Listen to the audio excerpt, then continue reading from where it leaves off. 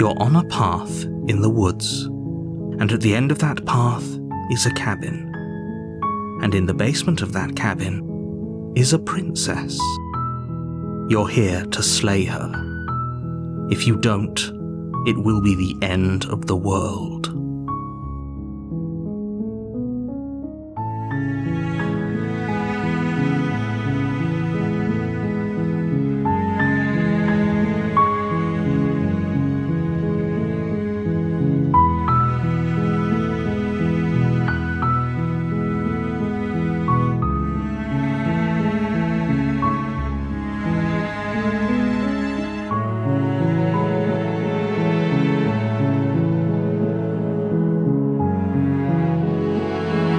Does it? Are you a monarchist? Is slaying a princess that much worse than slaying a fisherman or a miller or a seamstress? If anything, slaying a princess is much better than slaying a seamstress. Seamstresses contribute something of value to society.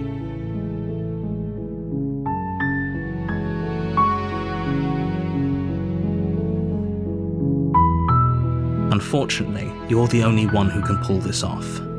I don't make the rules. I wish I did, but I don't. I'm talking about the end of everything as we know it. No more birds, no more trees, and perhaps most problematically of all, no more people. You have to put an end to her.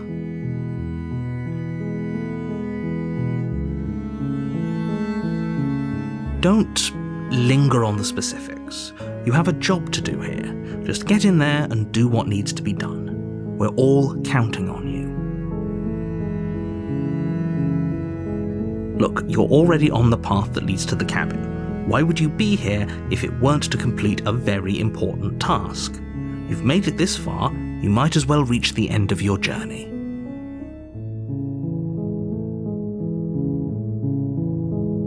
While I appreciate the mental exercise, we are running up against a bit of a ticking clock. Nevertheless, let me assure you, the princess is locked up because she's dangerous.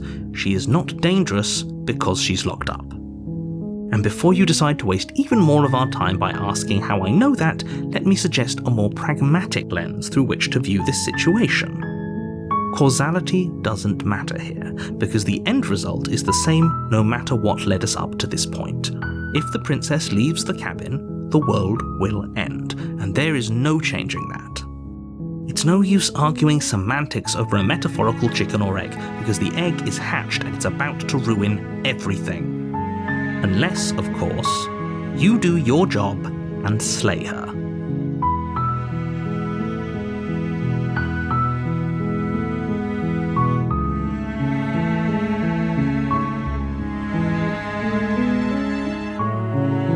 Yes, but you'll have to slay her before you get it.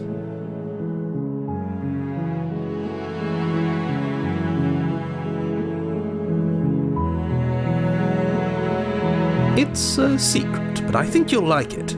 It's a special reward, just for you. And whatever you think it might be, I can promise you it's going to be even better than your wildest imagination.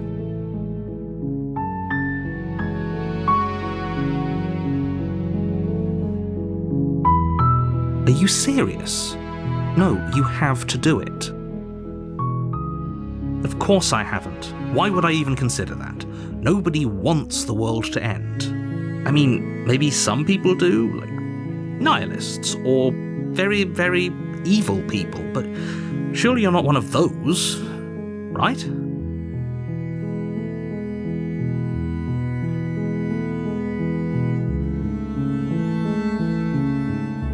Then I guess we'll just have to see what happens. But a word of warning. If you go in prepared to hear her out, she could easily trap you in her web of lies. And the more you listen to her honeyed words, the harder it'll be to pull yourself out.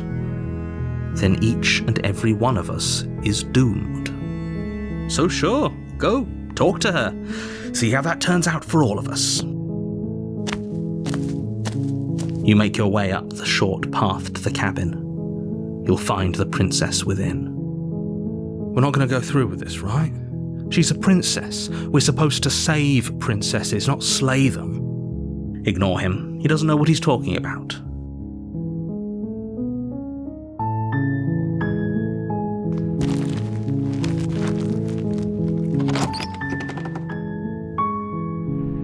The interior of the cabin is almost entirely bare. The air is stale and musty, and the floor and walls are painted in a fine layer of dust. The only furniture of note is a plain wooden table. Perched on that table is a pristine blade. The blade is your implement. You'll need it if you want to do this right. You take the blade from the table. It'd be rather difficult to slay the princess and save the world without it.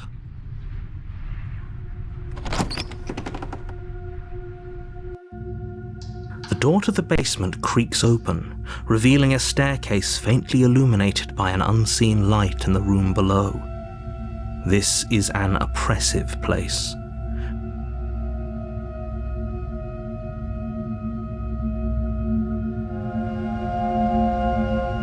Her voice carries up the stairs.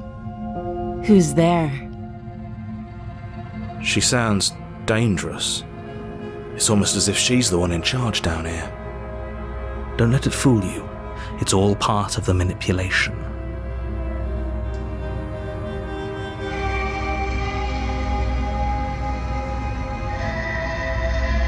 Oh, it's been so long since anyone's come down here.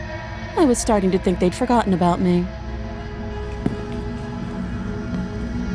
You walk down the stairs and lock eyes with the princess. There's a heavy chain around her wrist, binding her to the far wall of the basement. She's so coldly beautiful. Is she really a threat to the world? Focus on the task at hand.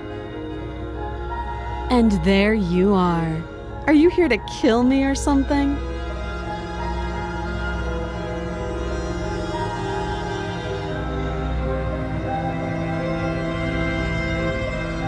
How about you drop the knife and the two of us just talk? Look how reasonable she's being. We should just drop the blade and talk things out. Don't you dare. It's fine. We can decide what we want to do after we talk to her. Maybe she really is a monster, but killing someone in cold blood isn't very becoming of us.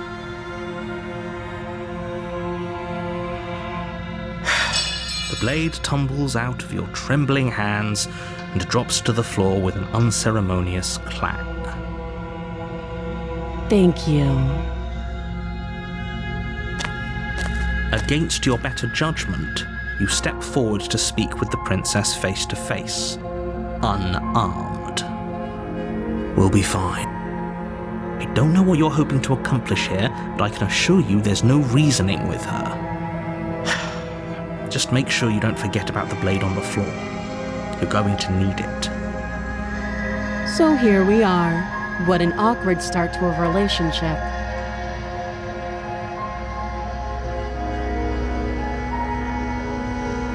I know. I just said that. Now why are you here to kill me?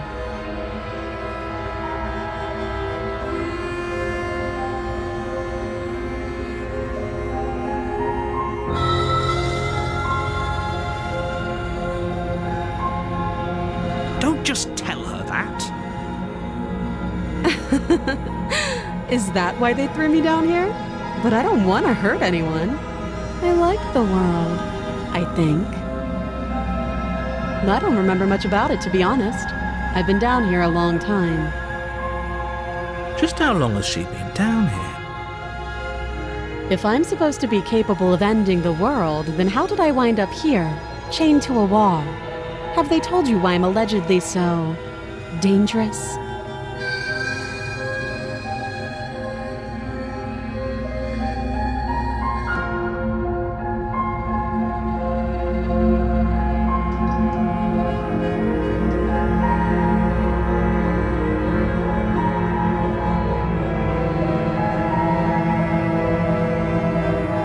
Ending the world seems like an awful lot for just one person to do.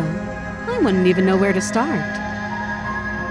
I believe her. She doesn't have to know how to destroy the world to be capable of doing it. At the end of the day, whatever the two of us have going on down here is about trust. Whoever sent you to slay me claimed I was a threat to the world, but they didn't tell you why. That doesn't sound right to me. And I don't think it sounds right to you either. Otherwise, we'd be killing each other instead of talking. She has a point. There's a reason I've been telling you to question the situation, and there's a reason you've listened. So, I could tell you that I'd lead a quiet life in the woods, or that I'd open an orphanage, or that I'd do any other number of good things that I'm sure you think you want to hear. But you don't really know me, do you? What can my word possibly be worth in a situation like this? She's right about one thing. Her word isn't worth anything. Like I said, it's all about trust. Blind trust. So do you trust me, the prisoner, the victim, the princess clearly incapable of ending the world? Or do you trust whoever put me here? She's wrong. This isn't about trust. This is about risk. We stand to lose everything, all for the sake of one person, and a subjugating monarch no less.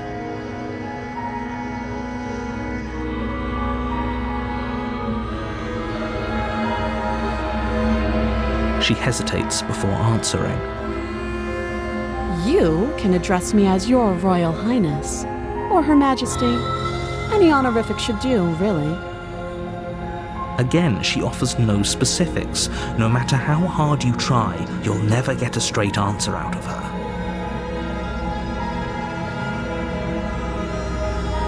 Too long. You can't.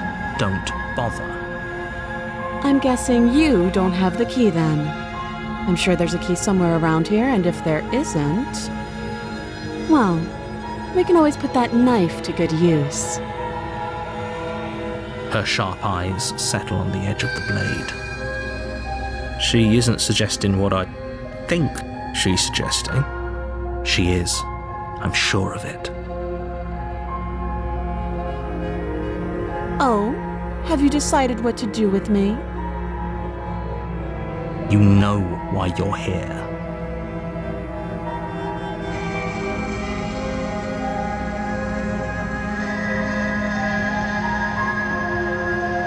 Oh, you have to be kidding me.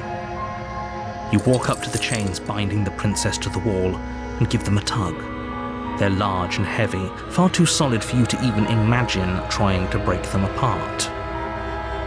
If you don't have the key, maybe you should go looking for it. I'm sure it's somewhere upstairs. Doubtful. Whoever locked the princess away down here intended for her to never see the light of day. They wouldn't have just left the key to her chains somewhere in the cabin.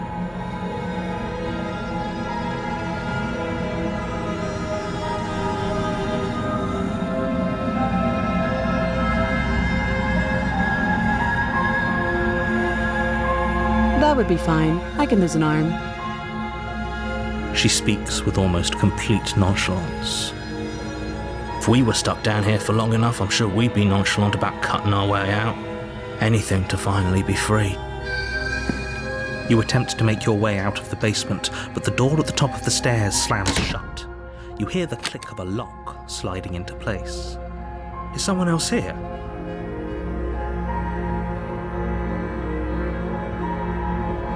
You try the door, but it's locked from the outside. You're here to slay the princess, and you won't leave until the task is done. Your shouts and pleas are met with silence. I'll repeat myself once again. You're here to slay the princess, and you won't leave until the task is done. You make your way back to the bottom of the stairs. This would have been so much easier if you'd simply slain her like you were supposed to. Easier for whom? Easier for everyone. I heard the door slam. They locked you down here too, didn't they? The knife. Pick it up and cut me out of here. You won't like what happens if you do that.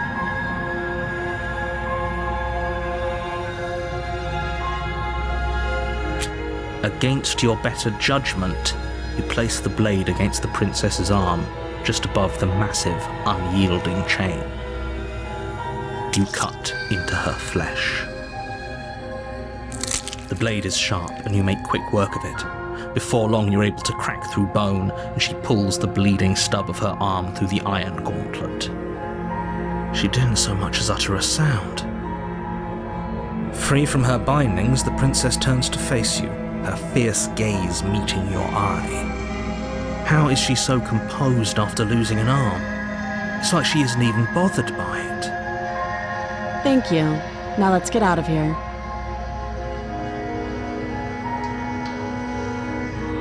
No, we won't have any of that. The stakes are too high. You can't just let her escape into the world. No, I just can't let her escape into the world. As the princess approaches the bottom stair, your body steps forward and raises the blade. Wait, this isn't fair. You can't just do that. Watch me.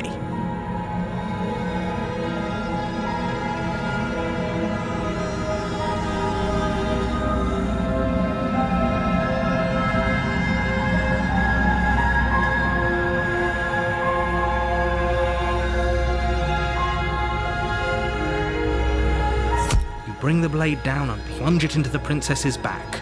Finally. Okay. There's no going back now. Though the blade left a deep gash in her shoulder, she barely so much as flinches, turning around to stare at you incredulously. Are you serious? I don't know what came over you, but if we're doing this, I guess I'll have to kill you. Do you think I need both of my arms to do that? I can beat you to death with one. But I don't have to tell you that. I'll go ahead and show you.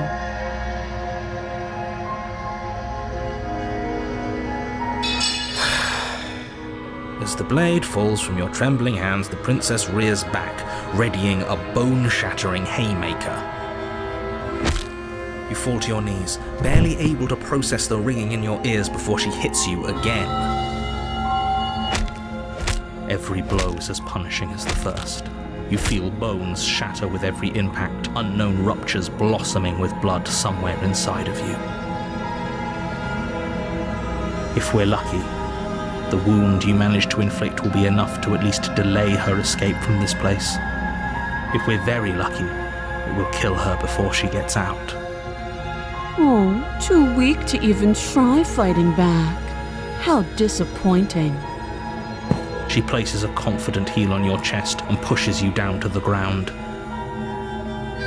Her knee falls to your throat, your windpipe crushed beneath a weight you didn't think her slight form could possibly possess. It can't just end like this, right? I'm sorry, but it's over. Everything goes dark. And you die.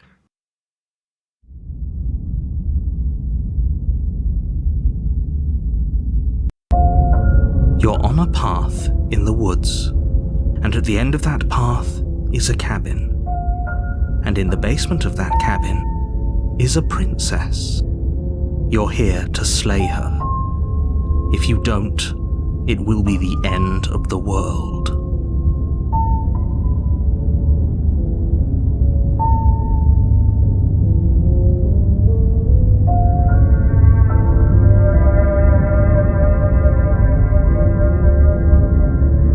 It hasn't. Or if it has, I certainly haven't been a part of it. We've just met for the first time, you and I. If he doesn't remember what happened, then maybe it's best to keep it that way. You know I can hear you, right? It's going to be a lot harder than you think to keep secrets from me. What does it matter what he knows? There's nothing we can do to stop her. She's just going to kill us again. She is not going to kill you unless you let her.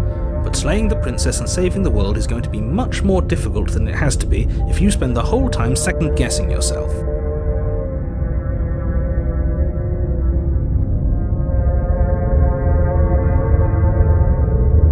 Those are two very different questions, but fine, I'll indulge you if that's what it takes to get you moving.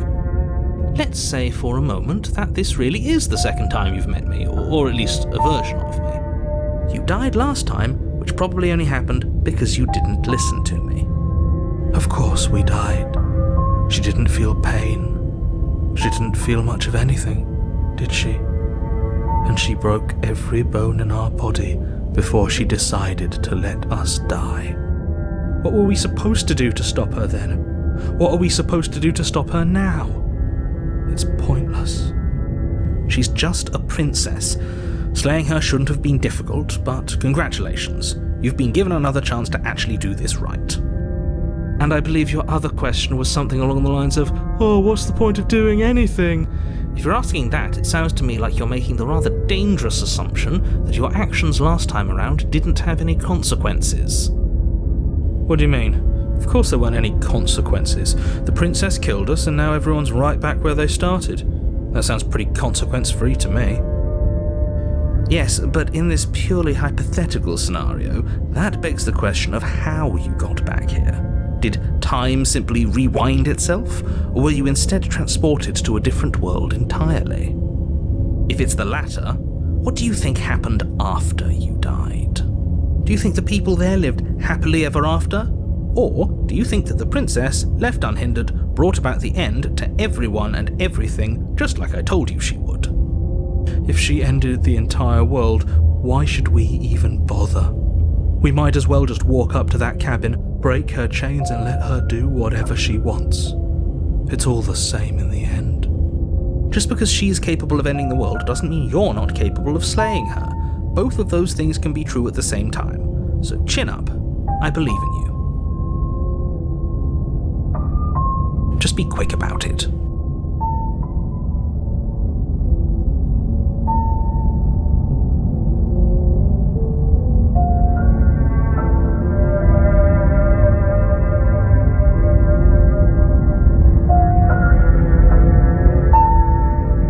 She is just a princess.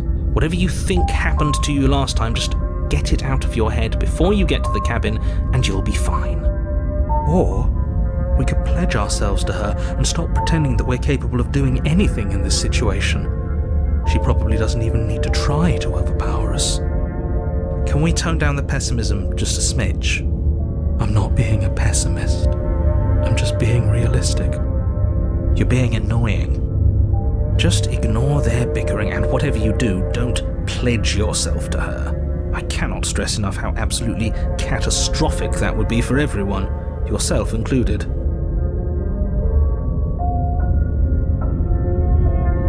People locked her in that basement, and I told you what this place is. It's a path in the woods.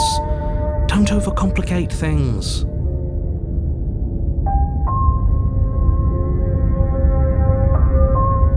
Look, I'm not supposed to say this, but it's because you're special.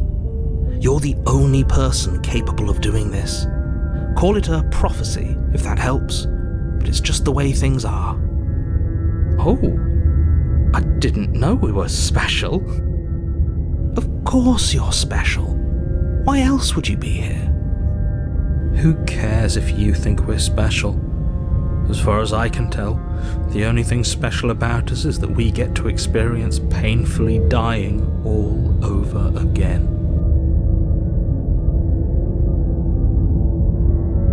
I've told you everything you need to know. Going into more detail would just overcomplicate an otherwise very simple situation and make your job more difficult. The less you know about her, the better. Like I said, if she killed you, it was probably because you didn't listen to me. Don't talk to her, don't trust her, just go in, do your job and save the world. Great, now if you don't mind, the whole world is waiting with bated breath for you to save it from ruin.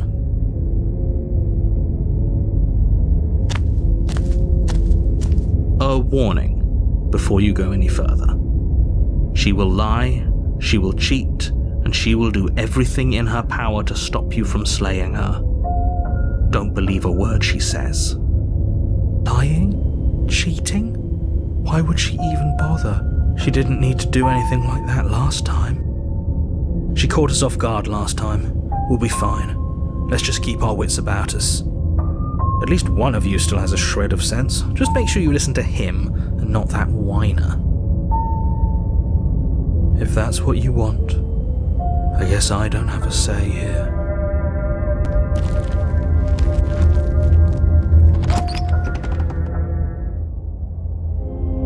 The interior of the cabin is larger and more grandiose than its humble exterior would suggest. The only furniture of note is a massive marble altar with a pristine blade perched on its edge. The blade is your implement. You'll need it if you want to do this right. Why do we feel so small? We don't feel small. We are small.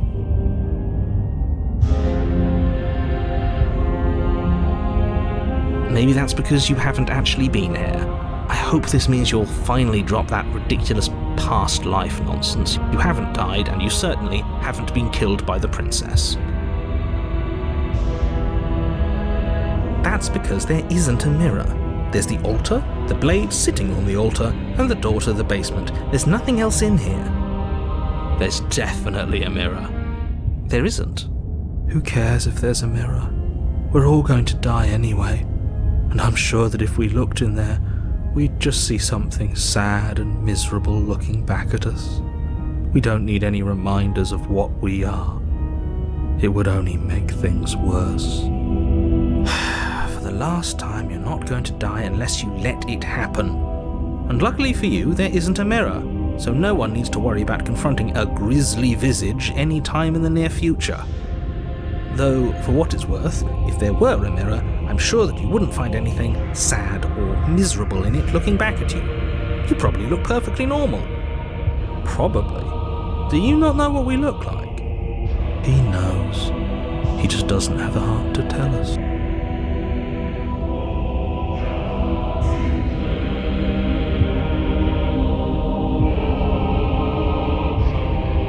Please don't. I'd rather the princess kill us again than see how dreadful we are. I care less about what we look like and more about whether we're being lied to. If he's willing to lie about something as innocuous as a mirror, what else is he hiding from us? I'm not lying to you. Use your eyes, there is no mirror. Why would I lie about something so meaningless? What good would it even do? You walk up to the wall next to the basement door. It's a wall. There isn't much to see here. This really isn't funny. You reach forward and rub your hand against the cabin wall. I hope you know how ridiculous you look right now. We should count ourselves lucky. Some things are better left unseen.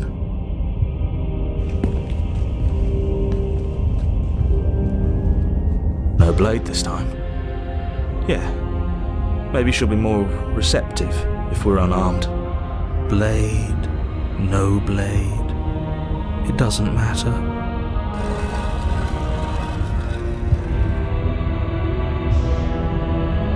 The door to the basement creaks open, revealing a spiral staircase. Its steps almost as deep as you are tall. The smell of incense drifts up from below. For a moment, you almost feel at ease. This is actually kind of nice. It's still a stone basement. If the princess lives here, slaying her is probably doing her a favor. Her booming voice rolls up the stairs. Is that a guest I hear? Don't linger on the stairs. Come down and witness me. You weren't kidding when you said it was booming. She wasn't like this last time. You shouldn't have come down here unarmed. We need to get down there. She wants us to see her. We need to see her. Should we be worried about your sudden change in attitude? Just a few minutes ago you were going on about how pointless everything was. Now you want to go down there. It doesn't matter what that little voice says. He's not the one making the decisions. Though if his ramblings get you to the princess, they get you to the princess. Making your way down the spiral staircase is a time-consuming and exhausting effort, every step requiring you to clamber over one edge before dropping to the next. But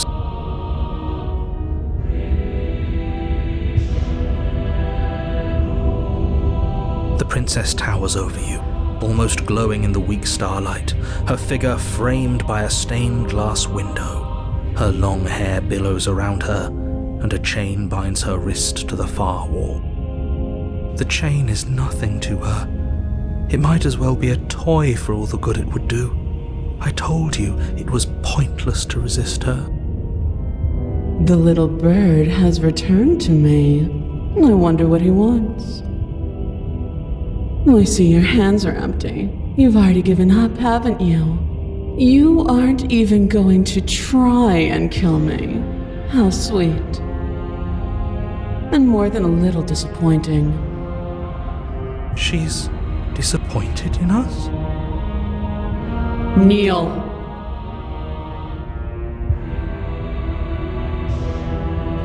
On her command, you fall to the floor, knees painfully connecting with hard stone. That's my good little bird. Now, why don't we talk? The last time we met, you told me I was destined to end the world. That thought wrapped itself around my heart. It has pulled at me since the moment I squeezed the life out of your broken lungs. I could feel its fundamental truth awaken me. The collapse of the old is a necessary prelude to the birth of the new, and the world as it is now is overdue for alterations. It's time for me to seize my destiny, and you, little bird, will help me seize it. Well, that gives away the game, doesn't it? It certainly does. And beyond that, it more than lends credence to our conversation in the woods. I don't love the thought that in some other reality you failed to destroy her, but what's done is done. I can only hope it helped you learn a valuable lesson. You are the only one who can deal with her, and if you don't, well, she's let you know what will happen, hasn't she? And you shouldn't have trusted us with her destruction. She is inevitable. Can't you feel it? He's being melodramatic, but he's not exactly wrong, is he? What are we supposed to do to stop her? Okay, first things first, you're going to have to stuff those pessimistic thoughts someplace far, far away and commit yourself to what needs to be done. The stakes of the situation should be perfectly clear to everyone now. And if you're going to save the world, you have to have faith that you can pull this off. You can't win a battle that you've already lost in your mind.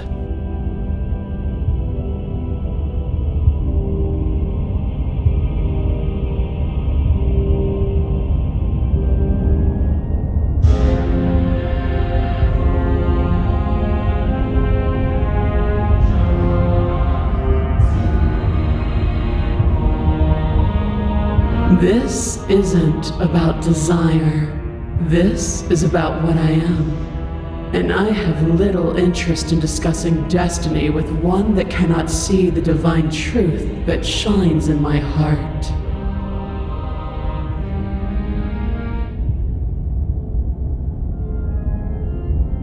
All you have to do is break these chains and set me free.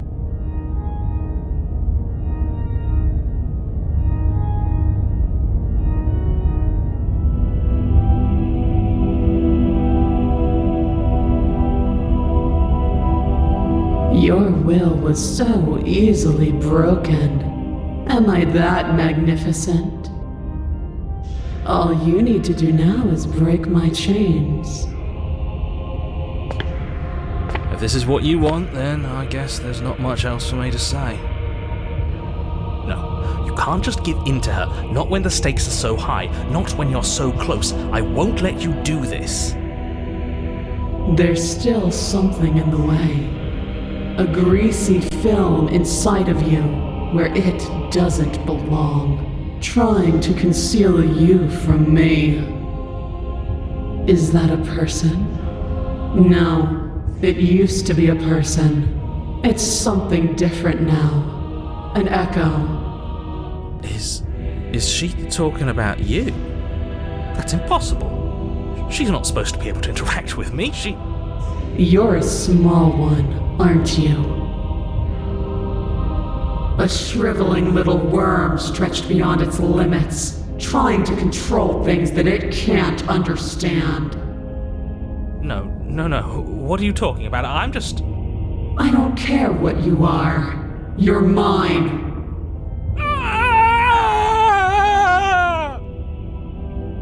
Rise, my little bird. Without hesitation, you're brought to your feet. Break my chains. And how are we supposed to do that? We don't even have a weapon. All you need to do is believe it's been done.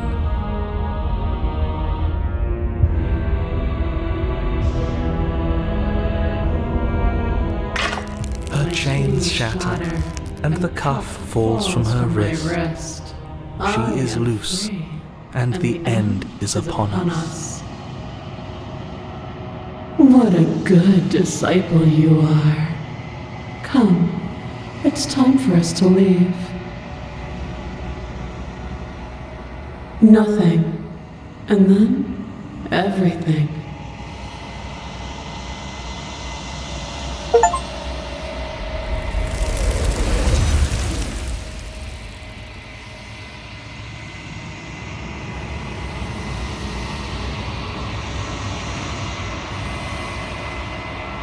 She's gone.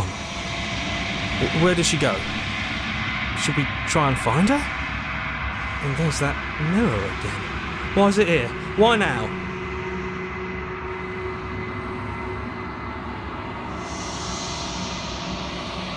There's something dreadful about it. I don't think you should.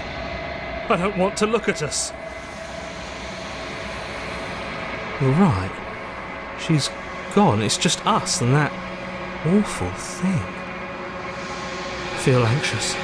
Does anyone else feel anxious? He is. Does that mean the world ended?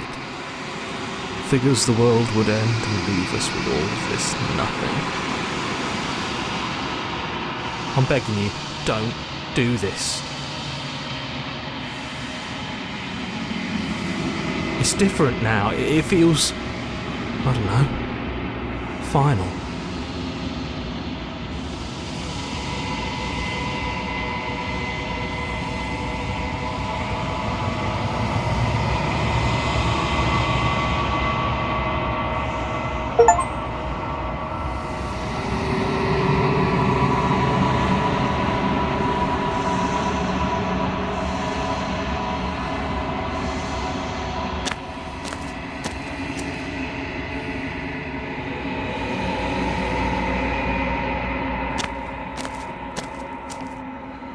Something finds me in the long quiet and brings me the gift of a fragile vessel.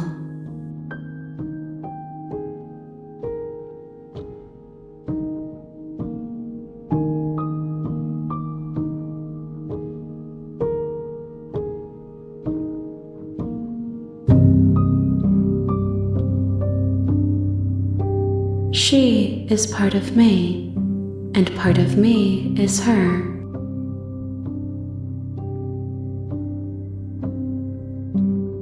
You speak in circles. Does it matter where one thing begins and another ends? I am solitary lights in an empty city. What are you?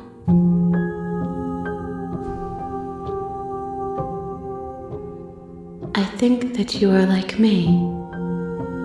We are oceans, reduced to shallow creeks.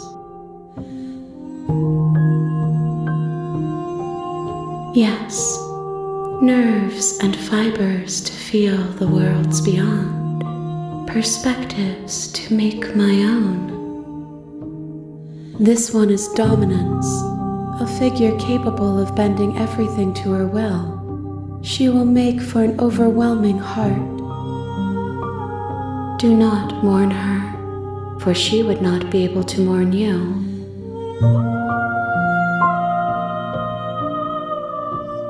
How can the world have ended if we are talking? I'm sorry. There are some changes that can never be undone. There are some tears that can never be unshed. This is not a place that can hold a fragment of a concept. The moment she arrived here, she was going to return to me.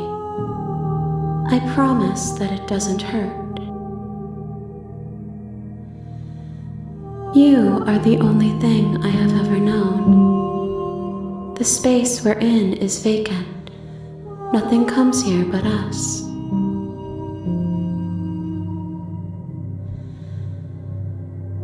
I have only just now stirred to consciousness. I could not have trapped you here, and I too yearn to be free.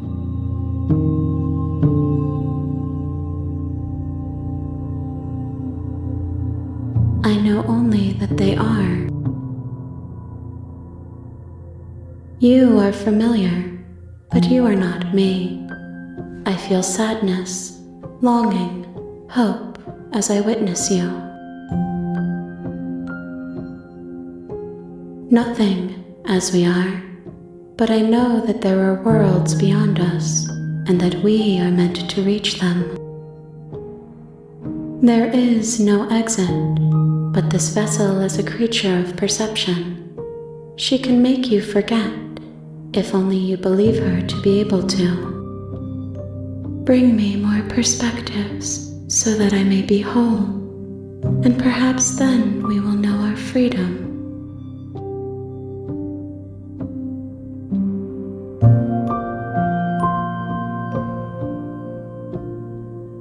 More than you have found, but less than there are to find. I am infinite. The rest will find their own way home.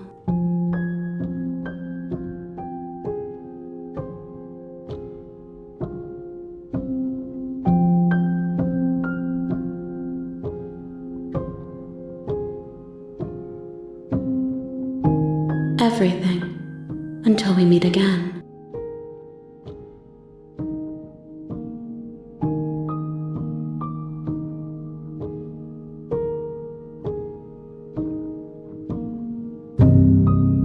She asks that I tell you to remember her.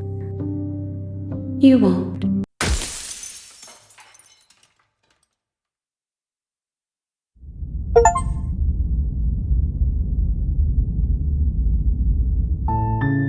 You're on a path in the woods, and at the end of that path is a cabin.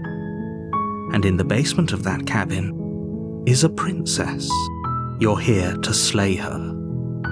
If you don't, it will be the end of the world.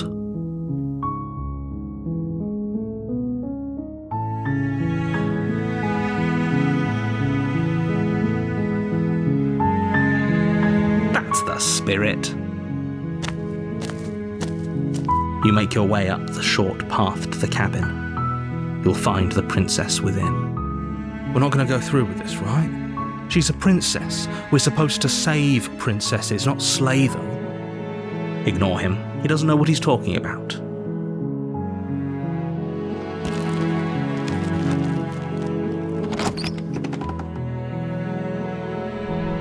The interior of the cabin is almost entirely bare. The air is stale and musty, and the floor and walls are painted in a fine layer of dust. The only furniture of note is a plain wooden table. Perched on that table is a pristine blade. The blade is your implement. You'll need it if you want to do this right.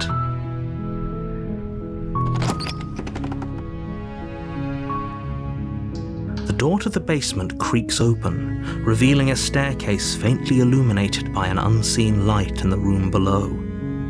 This is an oppressive place. The air feels heavy and damp, a hint of rot filtering. Her voice softly carries up the stairs. Hello? Is someone there? It's hypnotizing. It's the kind of voice you only have to hear once to remember it for the rest of your life. Don't let it fool you. It's all part of the manipulation. You're playing a dangerous game by coming here unarmed.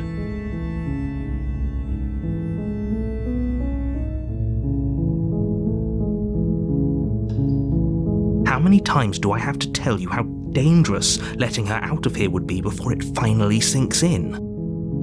Wait, really? You're here to rescue me? I was starting to think I'd be stuck down here forever. Come downstairs. I want to see the face of my rescuer. You walk down the stairs and lock eyes with the princess. There's a heavy chain around her wrist, binding her to the far wall of the basement. She's beautiful. How could someone like this be a threat to anyone? I am begging you to stay focused. There's a lot riding on you here. Hi. I can't believe you're here. I've been waiting for something like this to happen forever. I hope you brought something to deal with these chains. Don't do it. If she gets out of those chains, we're all one step closer to the end.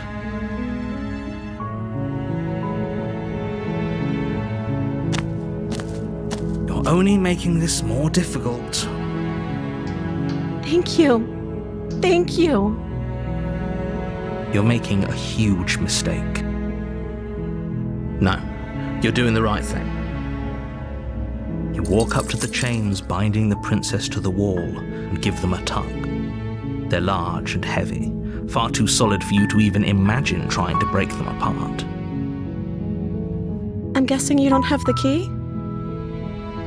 Maybe it's somewhere upstairs. Doubtful. Whoever locked the princess away down here intended for her to never see the light of day. They wouldn't have just left the key to her chains somewhere in the cabin.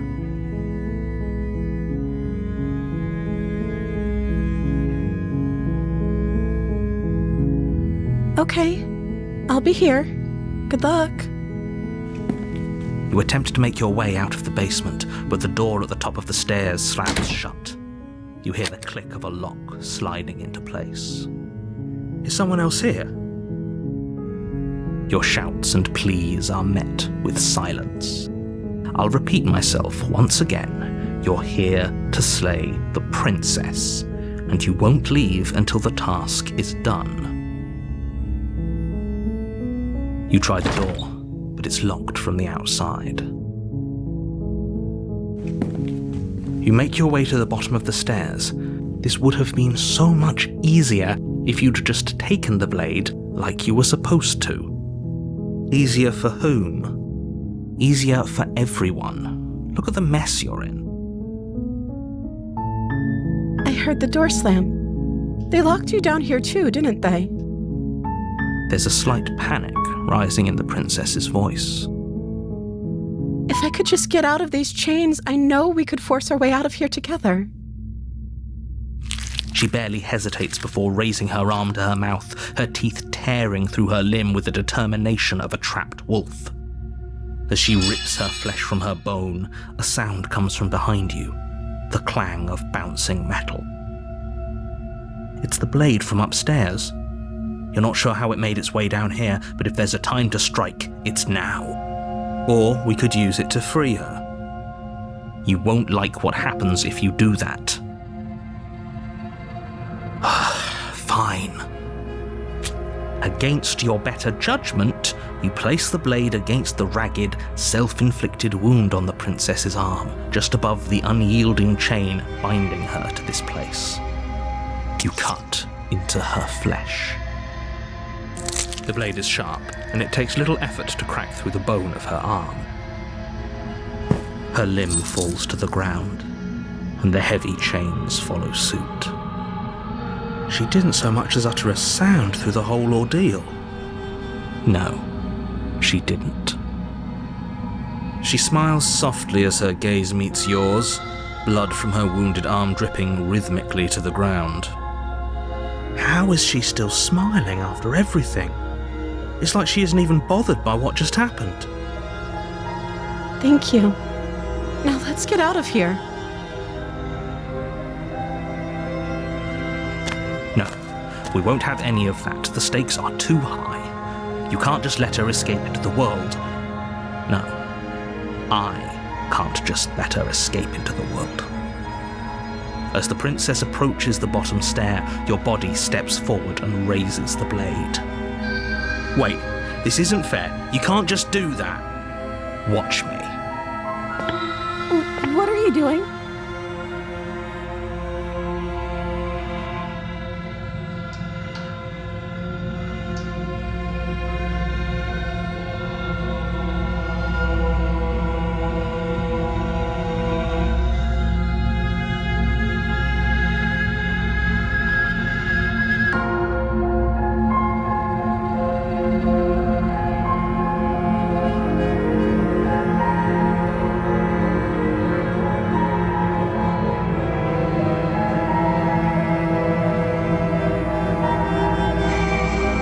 Okay, there's no going back now. I'm with you to the end. You bring the blade down to strike at the princess's heart. But she's fast. She ducks to the floor, your blade narrowly grazing her backside. Slaying her won't be easy now that she's free.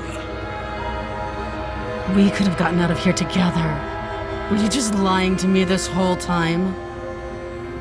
I don't know what's come over you, but if I have to kill you, then I'll kill you.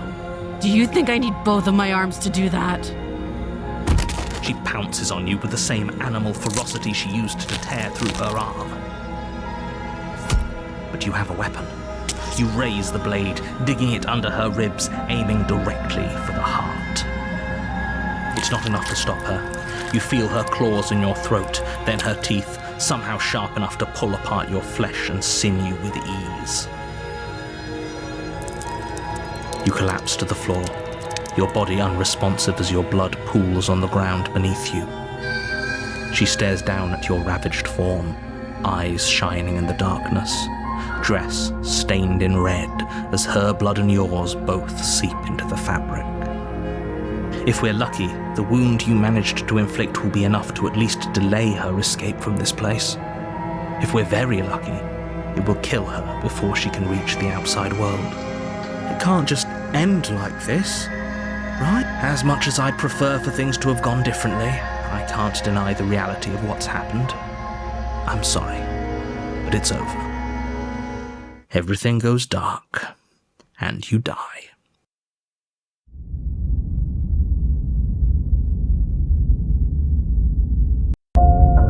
You're on a path in the woods, and at the end of that path is a cabin.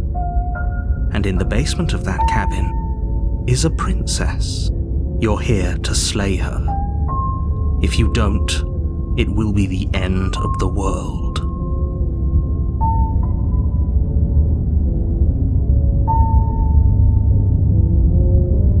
Oh, don't you start grandstanding about morals. The fate of the world is at risk right now, and the life of a mere princess shouldn't stop you from saving us all. If he doesn't remember what happened, then maybe it's best to keep it that way. Brilliant. We need to keep our cards close to our chest, and I'm not sure we can trust him. You know I can hear you, right? It's going to be a lot harder than you think to keep secrets from me. Did I say I'm not sure we can trust him? Slip of the tongue, bit of the old brain fog. I meant to say that we should probably head over to the cabin and slay that princess. We already know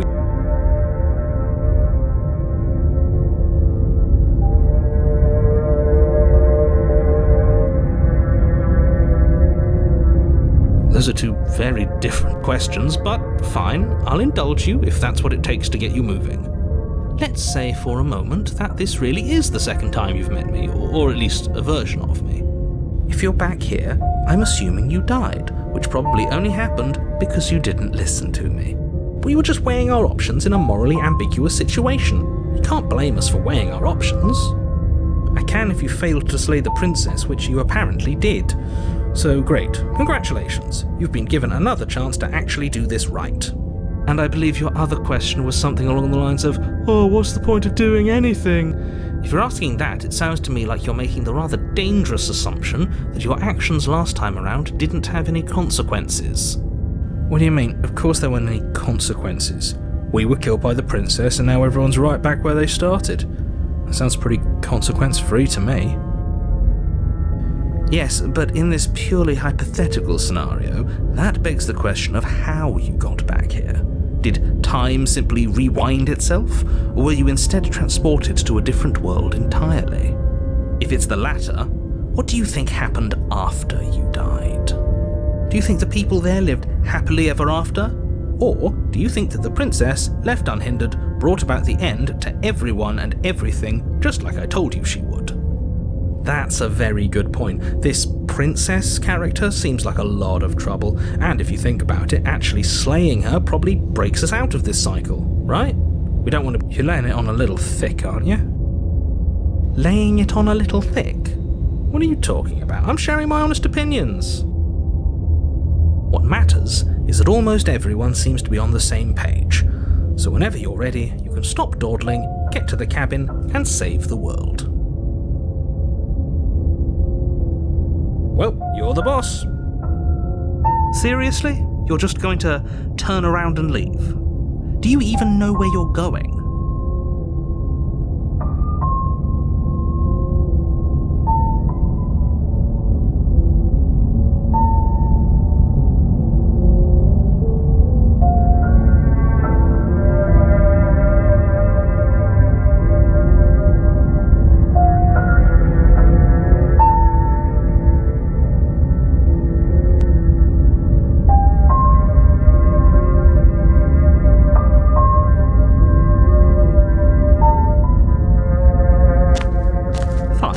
Suppose you just quietly continue down the path away from the cabin.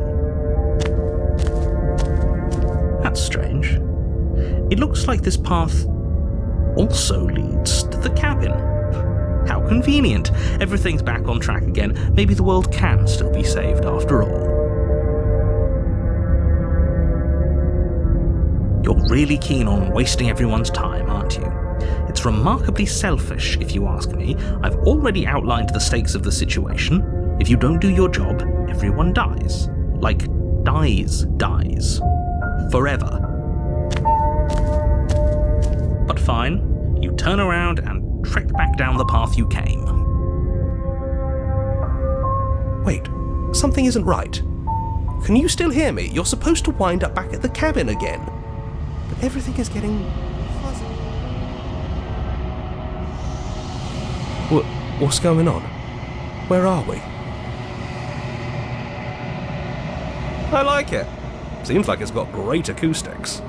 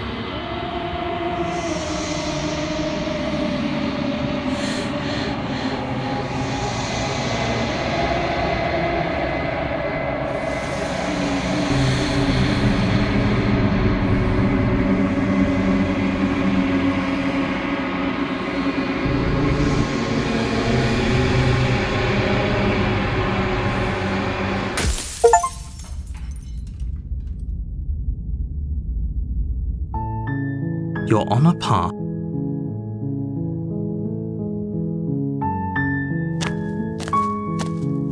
You make your way.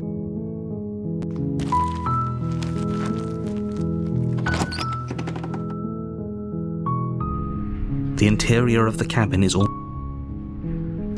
You take the blade.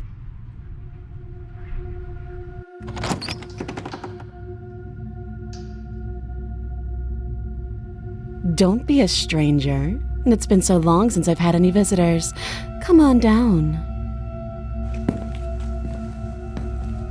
You walk down the stairs and lock eyes with the princess. There's a heavy chain around her wrist, binding her to the far wall of the basement. You step forward, your grip on the blade tightening as you steel your resolve. Oh? No talking then? Fine. What even makes you think you can kill me? I'm probably chained up in this basement for a reason, right? And if that knife is the only weapon you have, you'll have to get close enough to use it. So, you should just drop it. Best not to risk finding out what I can do. She's unarmed.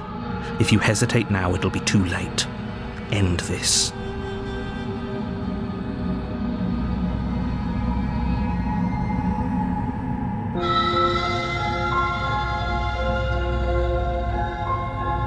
You're so close. Don't give up. You've come this far. No, this is a good idea. Maybe we can de-escalate things. Oh, threatened, are we? You poor thing. Drop the knife, and of course we can talk. Then I'm not talking to you.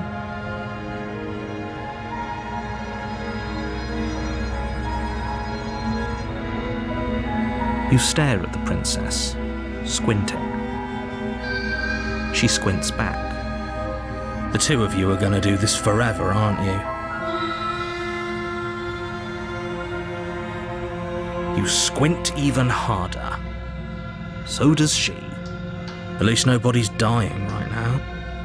You're going to have to make a choice. You can't keep squinting forever.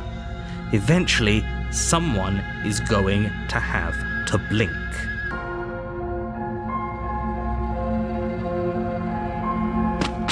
Doubt, unfortunately, clouds your thoughts as you attempt to run her through. A moment of distraction and hesitation is all she needed to sidestep your thrust and deliver a catastrophic blow to your jaw. It feels like you've been hit with a sledgehammer. You can feel bone grinding on bone where your jaw has been fractured. Holy shit, that hurt! Though she's unarmed, the shock of that first strike is enough to stagger you, putting you and the princess on somewhat equal footing. Your blade slashes through the air again and again, and her fists connect with your body as many times or more, each impact as heavy as that first bone-crushing hit. We can still turn this around.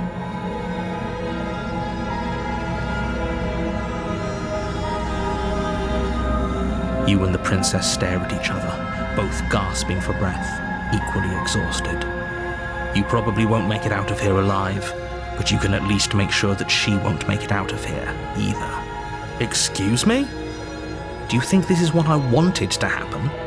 I have a duty to state the facts of the situation, and honestly, it's a miracle anyone is still standing right now. Can you not feel all those ruptured organs bouncing around in there?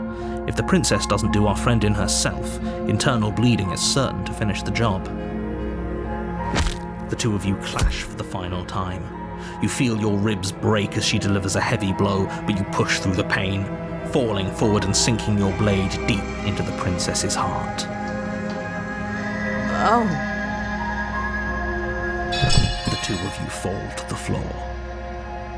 This was fun. The princess gasps, her voice an unhealthy rasp as her lungs start to fill with blood. You put up more of a fight than I thought you would. But I have to wonder, do you really think this is the end? But you don't have time to worry over such things. Everything goes dark, and you die.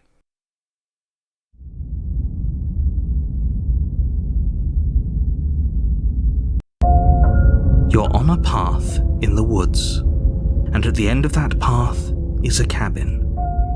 And in the basement of that cabin is a princess. You're here to slay her. If you don't, it will be the end of the world.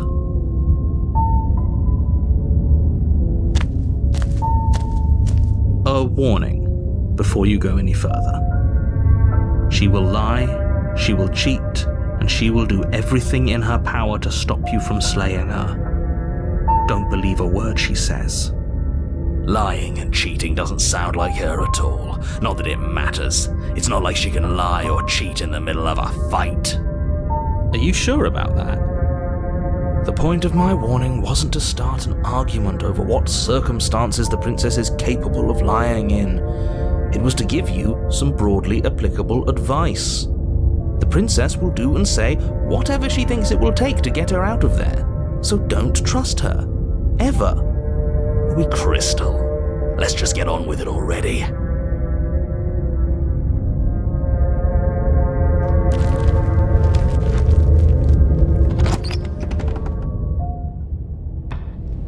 The cabin is tighter than its exterior would suggest.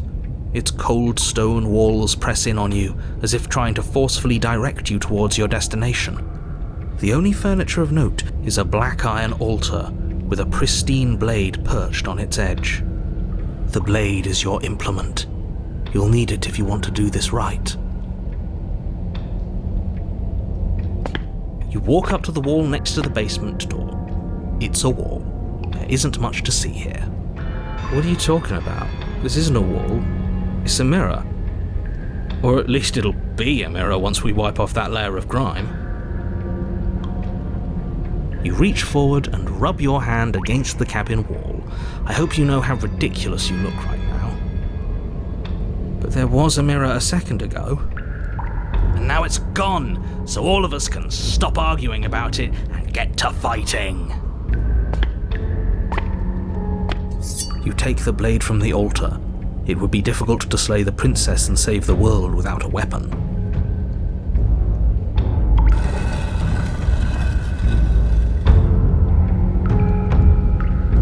The door to the basement creaks open, revealing a rough stone staircase, its walls pressing at your sides and tightening as you descend.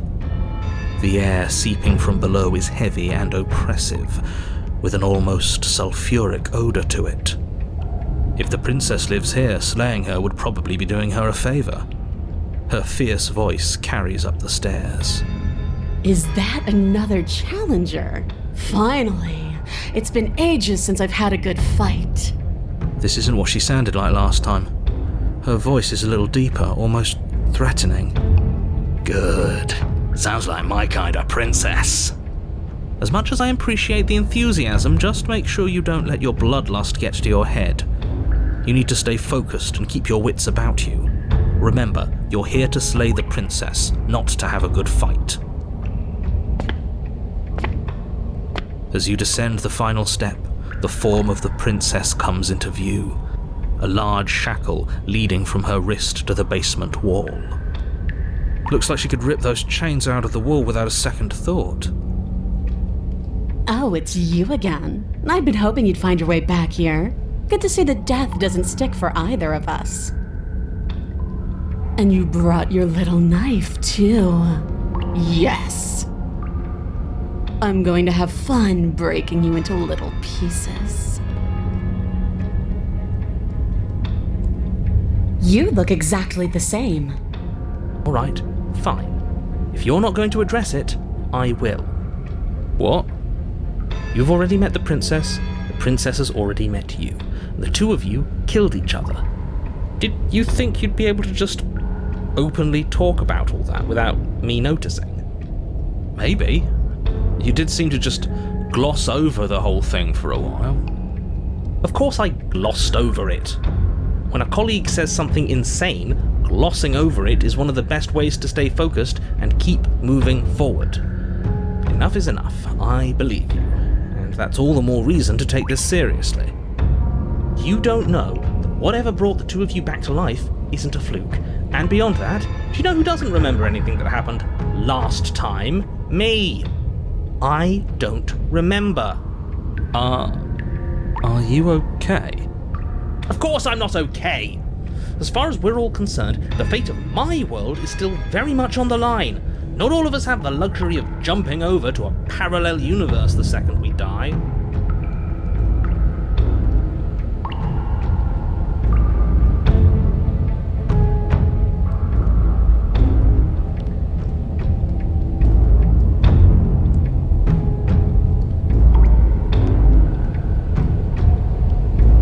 I'm going to take that silence as a sign that from this moment on, you're going to treat the task before you with the utmost importance and seriousness. I'm so glad that we're finally all on the same page. Oh, I remember you all right. Best 3 minutes of my life. So, why don't we do it again? See? She wants to fight us again. There's no reason for us to stand around talking.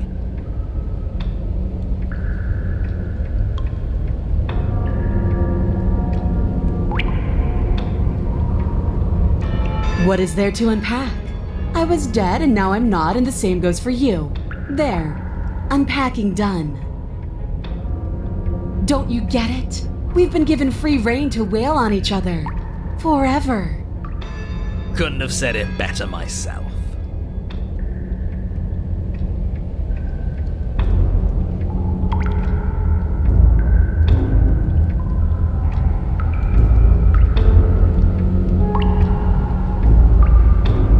Oh, you've got another thing coming if you think you can just turn around and leave. As you step towards the stairs, you hear the heavy creak of straining metal, and then a snap. She's loose. You have to make a decision, and you have to make it fast.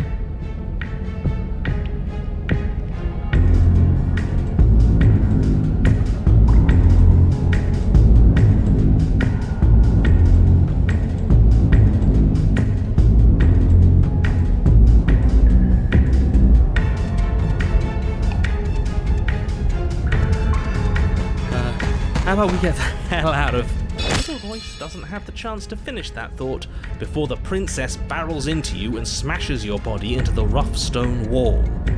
Can I finish my thought now? Sure, why not? Here. So glad we could stick around to hear the end of that. But I'm afraid that's all the time you had left. Why, for the love of everything, did you stop to think? What did you expect you'd come up with? It doesn't matter, because everything goes dark and you die. Great job. No, come on. We can't be dead. We didn't even get a chance to fight her. Dead is dead, but maybe you'll have better luck next time.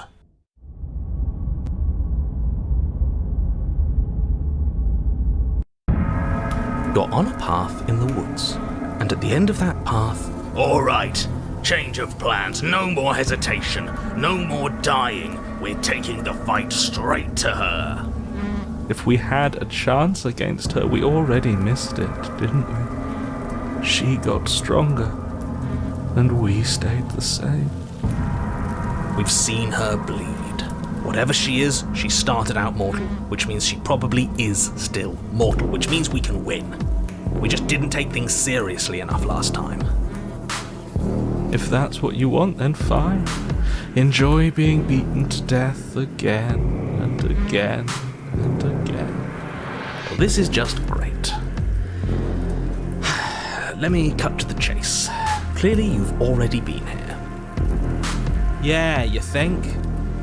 Actually, I don't think we have been here. This is all different, isn't it? That's a good point. Everything here is a little off. Look, if the world around you is changing, especially all the way out here, then that means you're nearing the point of no return. Whatever happens next, that's it. There won't be any more do-overs. So you'd better take things seriously.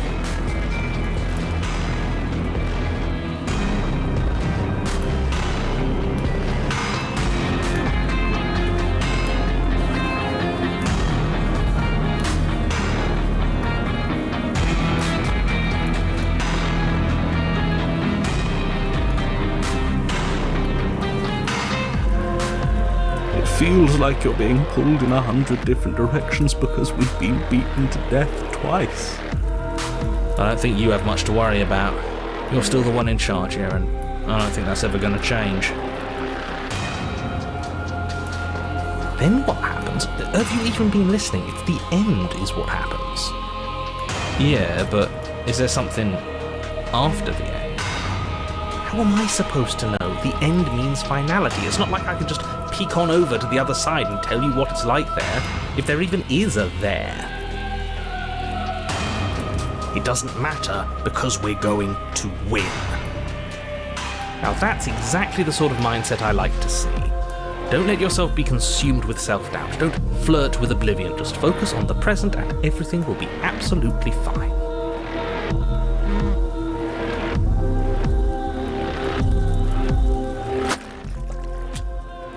Good, we're all on the same page.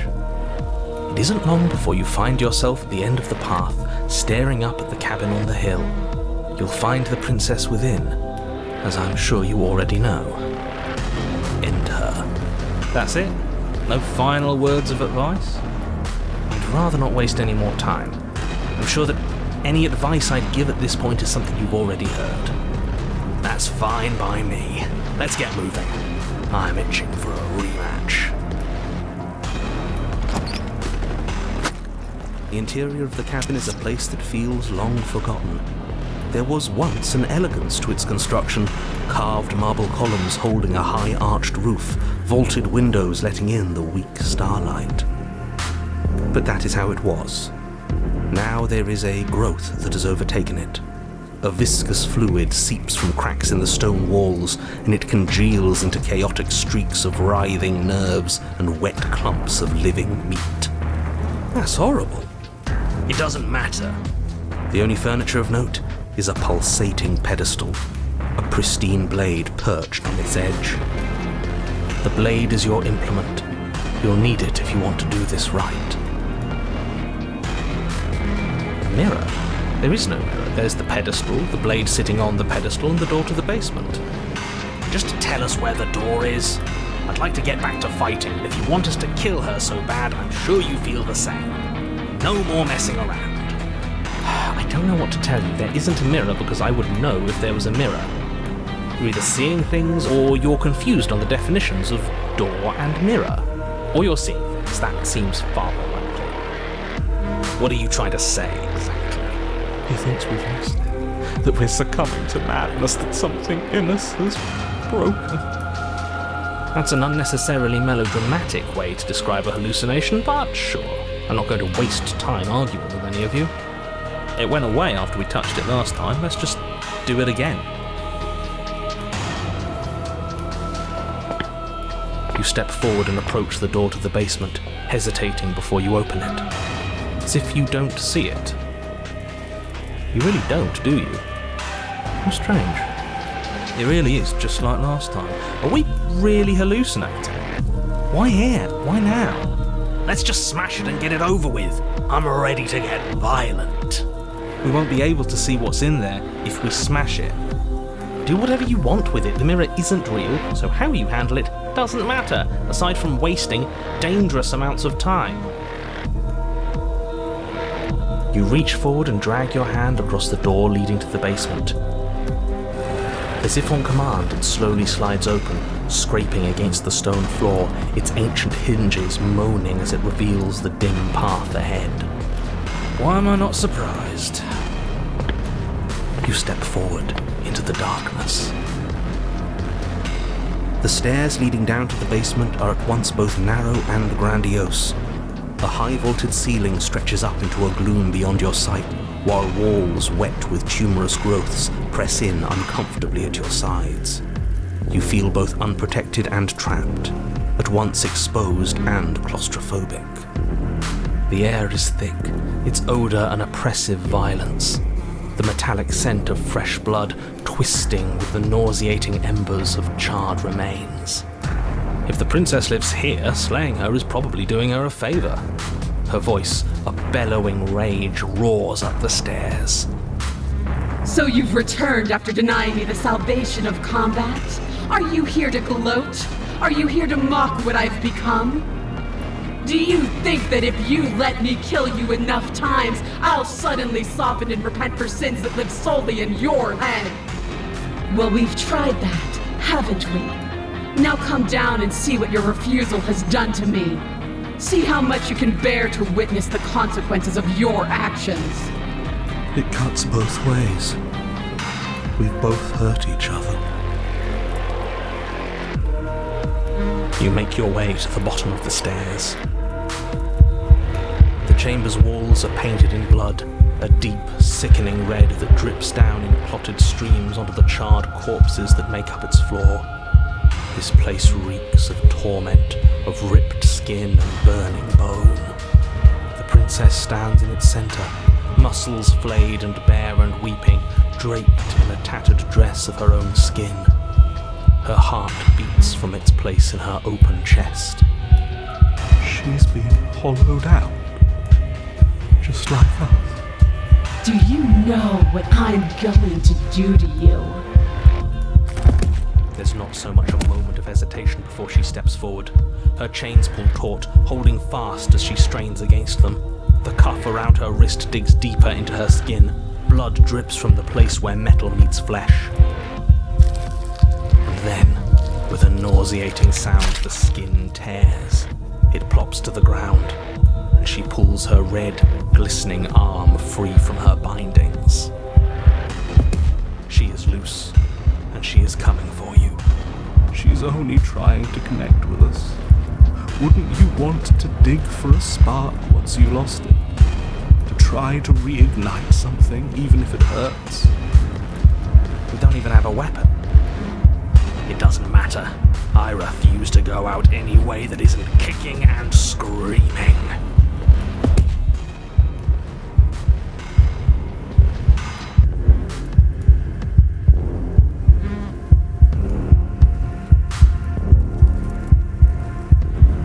If you're sorry, then you'll stand and fight.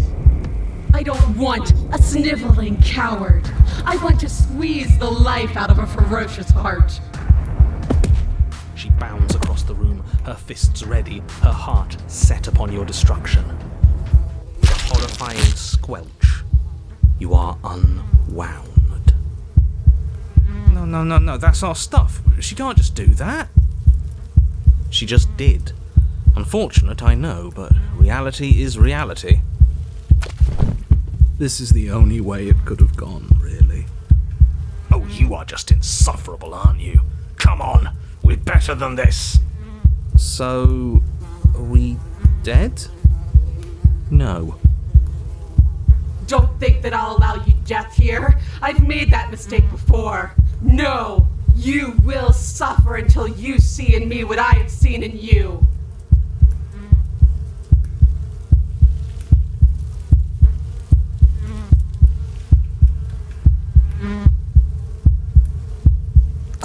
But the words don't leave your metaphorical mouth. Instead, all that leaves you is a wet and horrible gurgling as tissue vibrates out of place.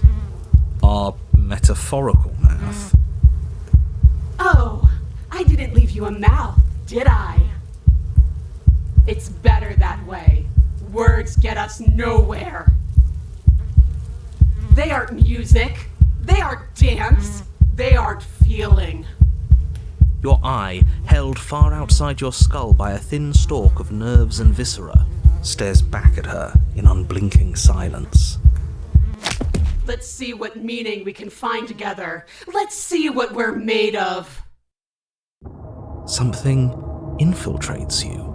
Though you do not see it, you feel it, slithering into your disaster of a body, seeping into the gaps between your molecules. The body of a sapient creature has, on average, 30 trillion cells, and each one of those cells is composed of 100 trillion some odd atoms. One of those cells is peeled from the others. 100 trillion atoms are gone.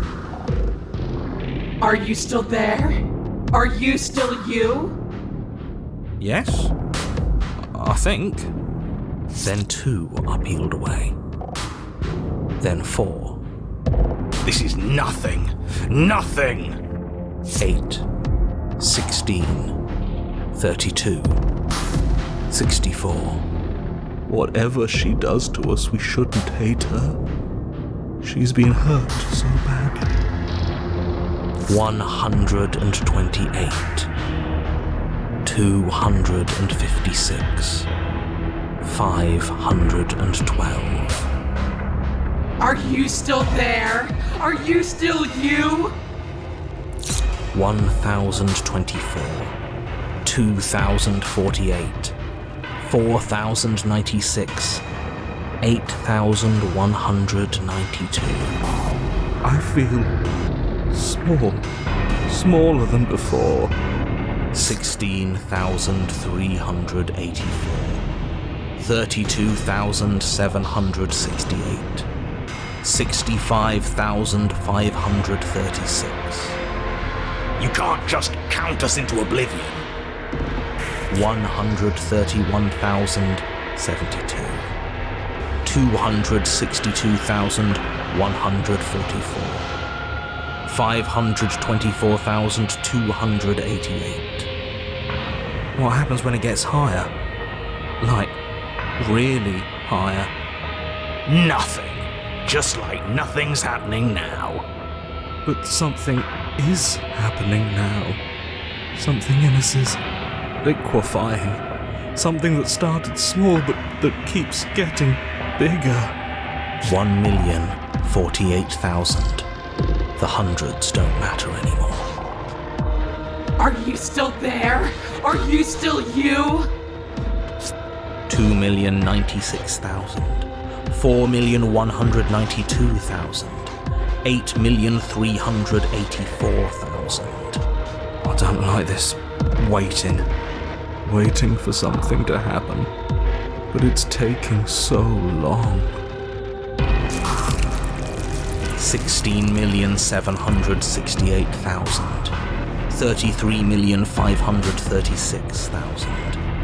67,072,000. Your eyes are useless. 134 million. The thousands don't matter anymore. Your blood begins to go places it shouldn't. Are you still there? Are you still you? There's the pain. I can feel it now. But we can handle this. We can't let her win. Fighting the pain is just the same as wallowing in it. This doesn't have to be something where you win or lose. We just have to accept it. Listen to it. 268 million. We don't need to count anymore. Your lungs fill with liquid. You smell things you shouldn't. You choke on pieces of what used to be you. Doesn't matter, because we're still alive. You are deconstructed. You are reconstructed. A square you, a round you, a you with too many legs, a you with many mouths which won't stop screaming. Then all of it pressed into a ball, tightly packed into the size of a fist. What does you even mean anymore? We just keep changing into horrible things we can't control. Make it stop, please. Make it stop. Please make it stop. You means we exist. There has to still be a way for us to win. Otherwise this would be pointless, and all this torture would be for nothing. You're right about one thing. It is torture, but it isn't pointless. Are you still there? Are you still you? Yes. The ball is unraveled into the shape of a body. The skin peels off in a corkscrew. The eyes are plucked. The organs arranged in the air in a neat row. Are you still there? Are you still you? It's okay to let go. Then I'm letting go. Yes. You are stretched into a line 12 feet long, then 24, then 48. The line gets thinner as you get longer. A mile. 2, 4, 8. Are you still there? Are you still you? Yes. 16, 32, 64. No. 128. I'm still here. You are stretched and stretched and stretched until you are longer than the world itself. You wrap around it again and again and again. A tense line of microcosmic tissue held together by forces that are far too weak for the task they've been given. Are you still there? Are you still you? I'm going to stick around, as long as you need me to. And then the forces disappear. The bonds holding your cells together break. You are 30 trillion little pieces, all of them separate, and all of them falling. Are you still there? Are you still you? You sit in these 30 trillion places, each second passing in each of them before you arrive at the next. Each second passing is 1 million years, and so you wait. That's all I have. And then all at once there is a great rewinding, and all of the disparate pieces that once were you fall dutifully back into place.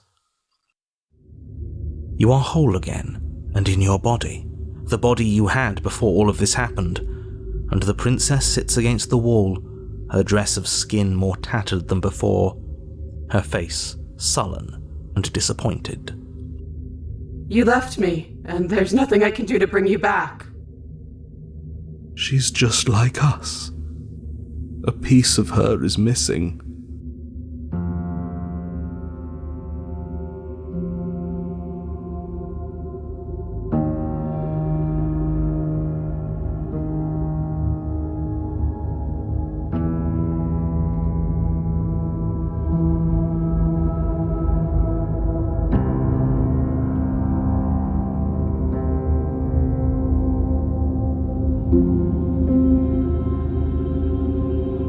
How? It's all I've known.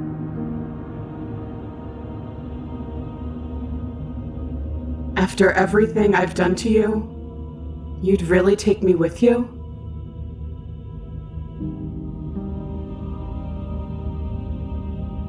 Are you serious? You're just offering her your hand?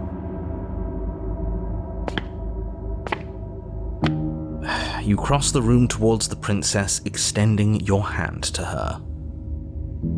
Her eyes, deep wells of buried sorrow, meet yours for a moment. You despicable fiend. And then she takes your hand in hers. You're going to end the world, don't you get it? I can't let that happen. I can't let you leave. I have to... You can't stop us. We've been through enough. You don't scare us.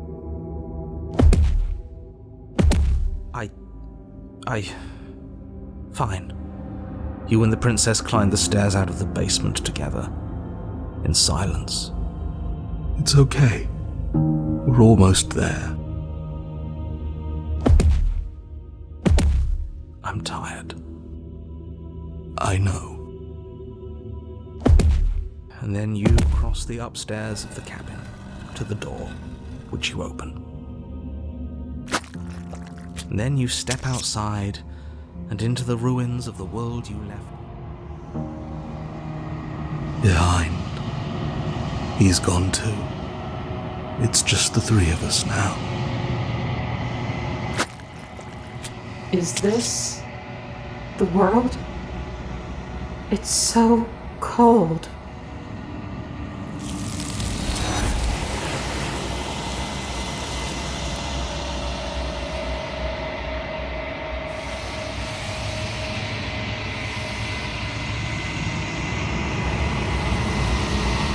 So the world's gone, and she's gone with it. There's only one thing left for you to do here. You need...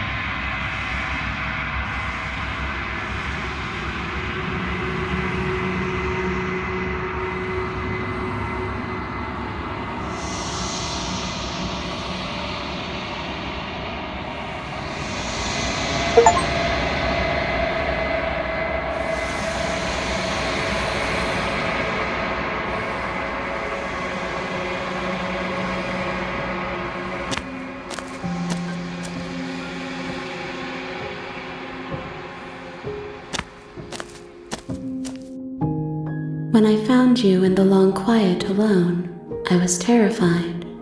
What if you had decided to let me wither? But your commitment now is final. Your ability to walk the path of mutual annihilation is vanished with your return. If you still wish to obliterate me, it will have to wait until I am complete. Flickering lights in empty cityscapes become pockets of vitality and movement. I am more than I was before. Whenever you are ready, I will wipe your slate clean once again. Is a child the same as an infant? I am an unbroken pattern, but every vessel gives fresh perspectives and carves new avenues of expression. I am different, but I am the same.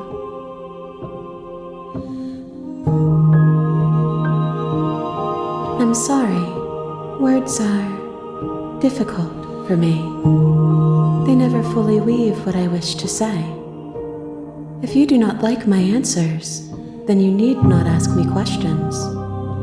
The vessels you choose to bring me carry far more meaning than anything words could say in the spaces between. Eyes close in reflection. Perspectives meld together, and the breadth of my experience stretches to new corners. There are contradictions, conflicts in my nature, and there are familiarities that bind everything together. It feels correct. This is what I need to be. This is the only path forward. With every gift you bring me, I excavate the alleys of what I am meant to be, and every exploration yields new and complicated truths. What I will be is different than what I am, and what I am is different from what I was. I cannot tell you what desires I will hold when I have changed. But in this moment, all I want is to know myself and to know you.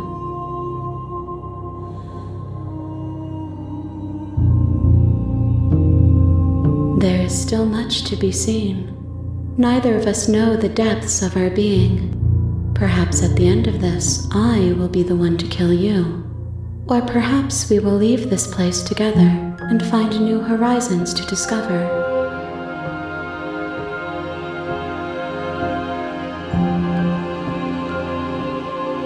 Those paths lead to worlds you've already seen, and to perspectives I have already made my own. They are useless to us now, inaccessible. The only paths of value are those that are yet untread.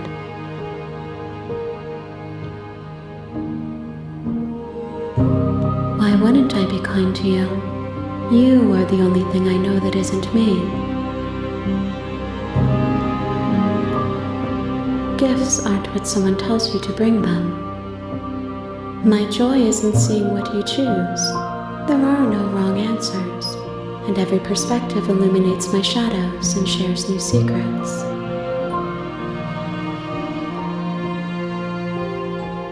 This one is desecration. She placed the weight of her agony on you, yet it is she who unwound herself. There is passion and empathy buried under her unfeeling skin. She will make for a weathered heart. Do not mourn her. She has finally found peace.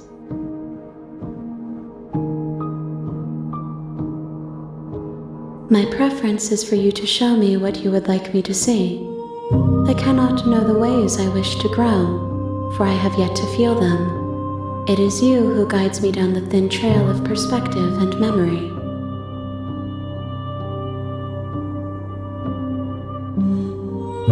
The vessels are shaped by memories of you, but their impulses are drawn to the edge of the long quiet.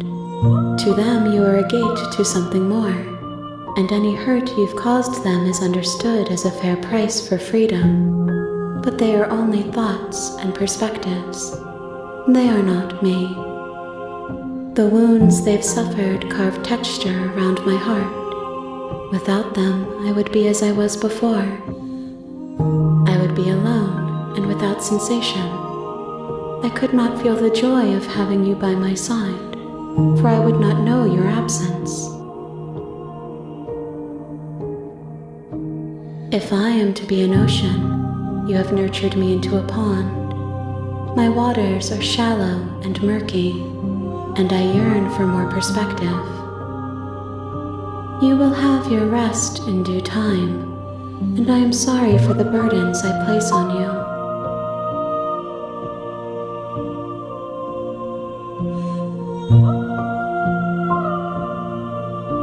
I will long for your return, but it will give me time to reflect on what I am.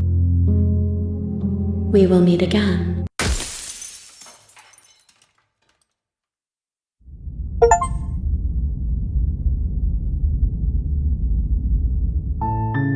You're on a path.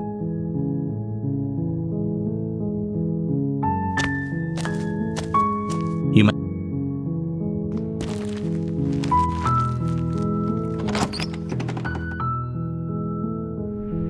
The interior.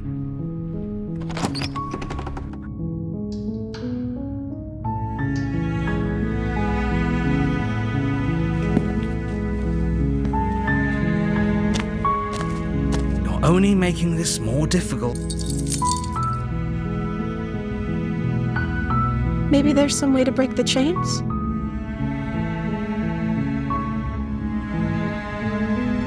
Or if that doesn't work, I guess we can always cut me out of them. She offers the suggestion with almost complete nonchalance. If we were stuck down here long enough, I'm sure we'd be nonchalant about cutting our way out if it meant we could finally be free. You attempt to make your way out of the basement. You make your way to the bottom. Fine. No.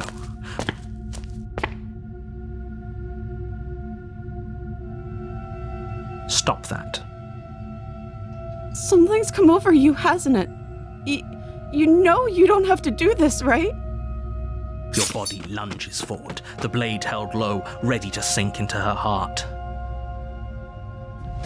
But the princess dodges, stumbling back against the wall before the blade has a chance to connect. Stop it. Stop trying to resist me. I'm trying to get you out of here alive. The blade. Move the blade. As your body remains frozen in stubborn resistance, the princess takes a cautious step forward. We both know this isn't you. She nervously reaches towards you and takes the blade from your infuriatingly rigid hands. What are you doing? I'm sorry. I'll try to be quick. She plunges it into your chest, tearing through flesh and sinew. It is agony. But you aren't dead yet. Oh no, I'm so sorry. Stay strong. We can tough it out until it's done. For her sake. For her sake? Don't you start pretending that dying a painful death is some sort of heroic gesture. The two of you have literally doomed everyone. Whatever. She sinks the blade into your chest again and again and again, and you feel every inch of burning pain that slices its way into your body. I'm sorry. She doesn't know how to use a knife, does she? Apparently not, though it doesn't matter how sloppy her blade work is, does it? A stab wound is still a stab wound, and it won't be long before you bleed out. I'm so sorry. With one last thrust of the knife, your legs give out beneath you. You collapse to the floor, your blood pooling around you, your limbs unresponsive. The princess stares down at your ruined chest as tears carve rivulets of pink down her blood-spattered cheeks. It can't just end like this, right? Oh, that's rich coming from you. As much as I'd prefer for things to have gone differently, I can't deny the reality of what's happened. The two of you made your choice. It's over. Everything goes dark, and you die.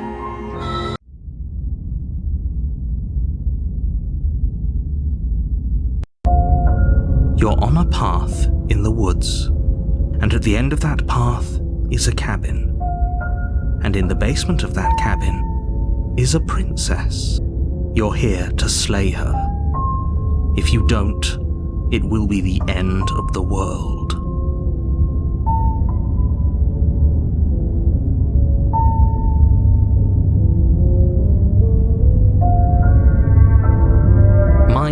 tricks?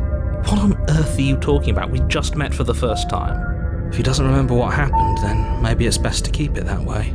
Yes, he didn't approve of us last time, did he? If we're going to save our beloved, we'll have to be sneaky about it. Our beloved? Yes, you'll have to be very sneaky about your intentions if you're going to try and save the princess. Ah, so all of the cards are on the table. Then you should know that we and the princess are in love, and the four of us will be foiling any and all assassination attempts you've got in the works. We'll see about that. Whatever you do, just be sure to ignore him specifically. Sounds like he's the sort who'd sacrifice the whole world for a peck on the cheek. What can I say? A world without love is a world that isn't worth saving.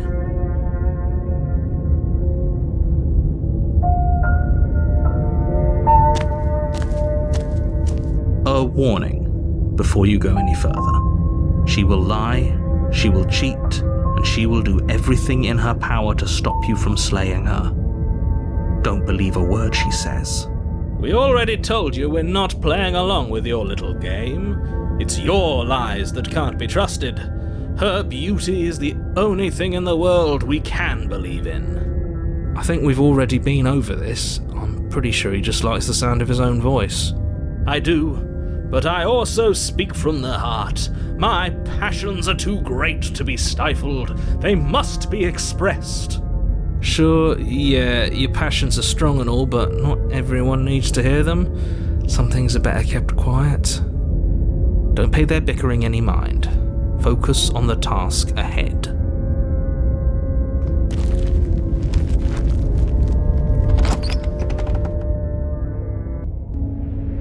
The interior of the cabin is clean and elegant, its stone walls draped in fine-threaded tapestries, a prison befitting a royal prisoner. The only furniture of note is an ornate wooden table with a pristine blade perched on its edge. The blade is your implement. You'll need it if you want to do this right.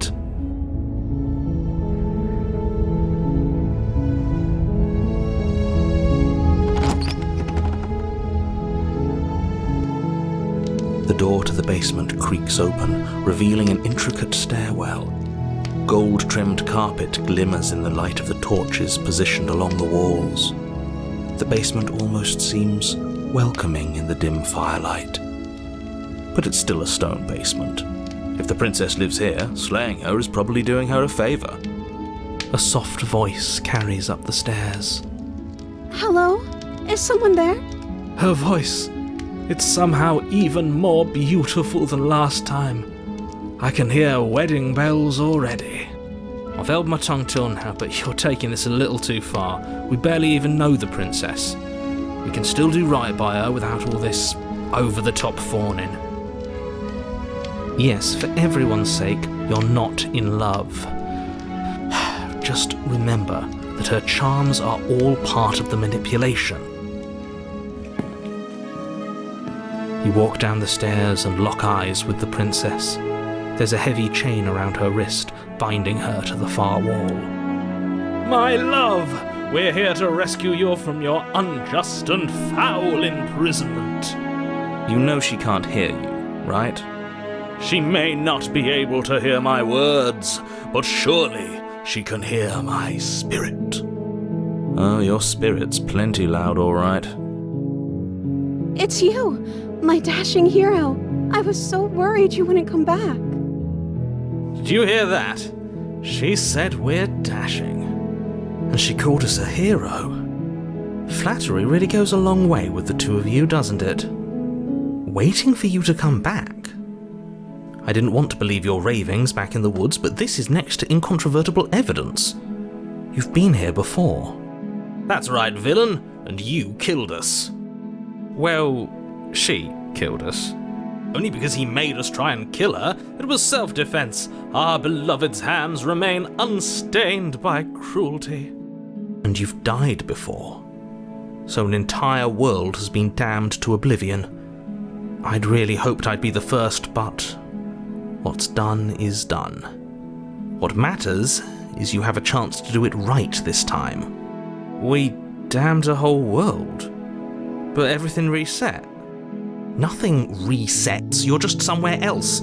You can't keep hopping between worlds forever, especially not without leaving a trail of incomprehensible devastation behind you. This is horrible.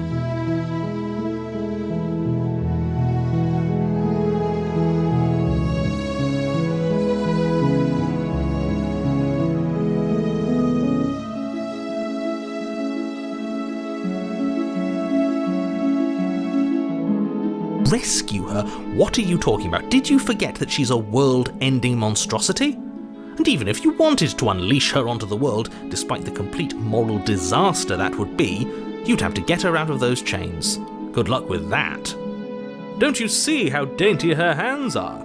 We'll be able to slip her out with ease. No, she's a prisoner here. You can't just slip her hand through the chains.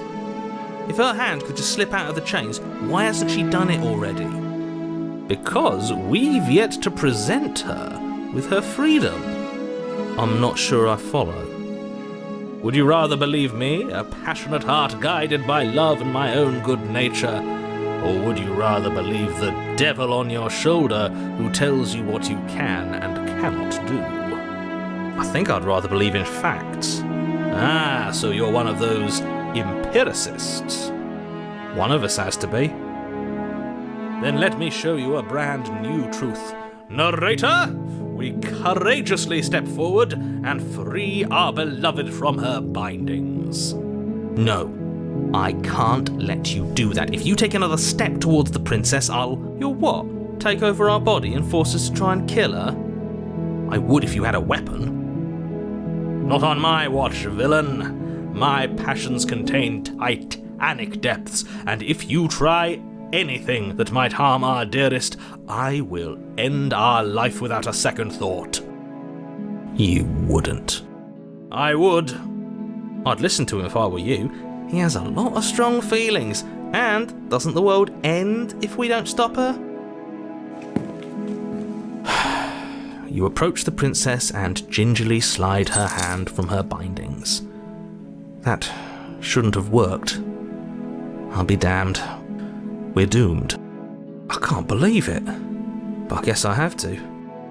I told you, there's no life more worth living than that of a true believer. I'm free, and you're not trying to kill me this time. Thank you. Thank you so much. The princess jumps up and smothers you in a joyful embrace. Ugh.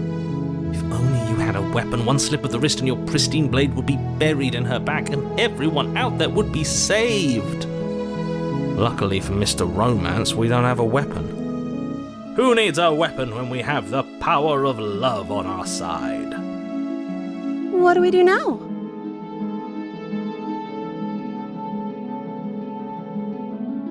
That sounds perfect.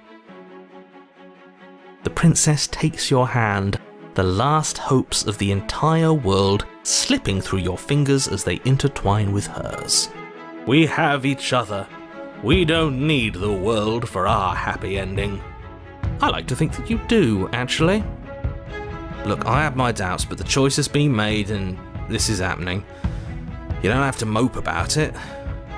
I will mope about it, because moping is the only recourse you love-blind fools have left me with. You and the princess walk up the stairs hand in hand. Ugh, look at the way she's smiling at you. She doesn't have to be so happy about this. And what happens after we walk up the stairs? Let's see. Oh, isn't that interesting? The door slams in your face and the lock clicks. That's a familiar move. Did I do that last time? Then you should know that you won't be able to leave. Oh no! Did someone lock us in here? That's not fair. We're supposed to leave now. She's right. It isn't fair. But the unfairnesses of the world are no match for the strength of true love. Enough with this true love nonsense. You just met her. Of course you wouldn't understand. Our passions run deeper than anything you have ever known. Are you listening to this? You don't have to go along with the every whim of that delusional voice. I'm just along for the ride at this point.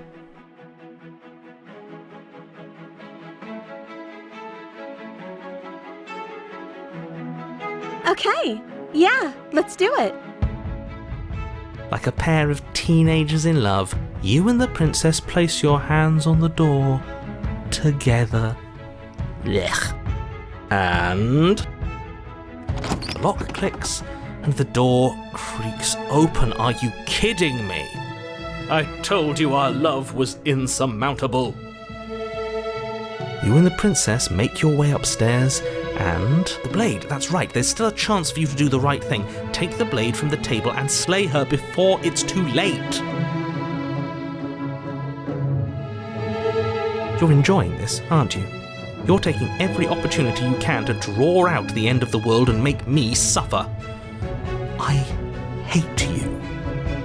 You know, if her walking out that door is really going to end the world, can't we all just stay here? Seems like an easy win for everyone. That's not how this works. Yes, what he said, that's not how this works. Obviously, we have to leave with her. It's our happy ending.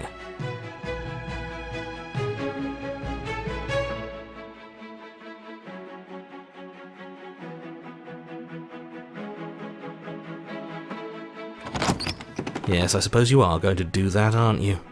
You cross the room, opening the door to the cabin, and then you step outside. Our happy ending at last. We did it. What should we do now? Where did everything go? Where did he go? Oh, is he gone? I hadn't noticed. I was too busy staring deep into our beloved's eyes. I'm cold. Is being happy supposed to be so cold? She's cold. Quick, our feathers. Pluck them all and weave her a coat worthy of a princess.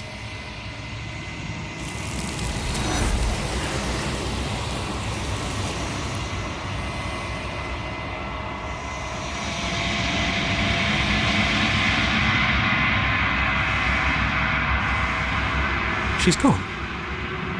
Where did she go? Should we try and find her? And is that a mirror? Why is it here? Why now?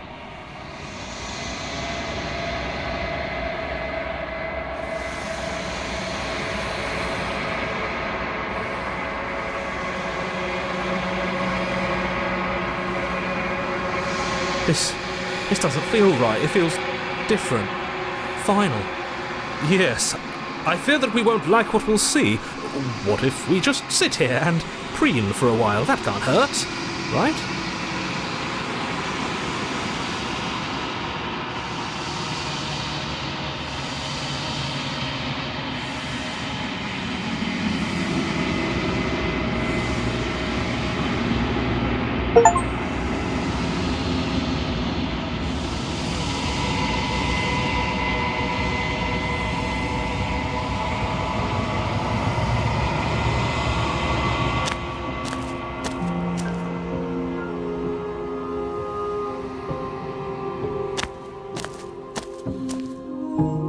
I am a growing chorus of contradiction, a mass of tides ebbing and flowing all at once in more directions than my attention can bear to hold. To look at any one is to shift them all into something new, and to look away is to reshape them yet again. All of me is changing, and yet the rest of me is still the same.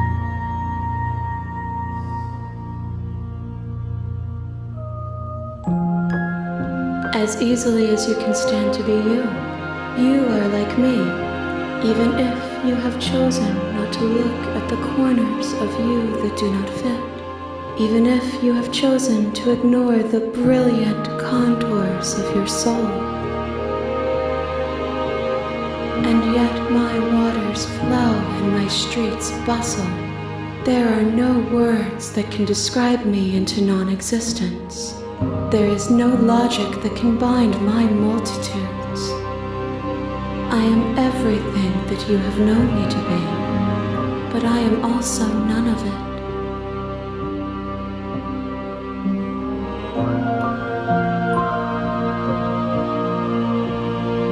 it. It changes me, but it doesn't make me worse, nor does it make me care for you any less. Does it make you worse? Do you resent me?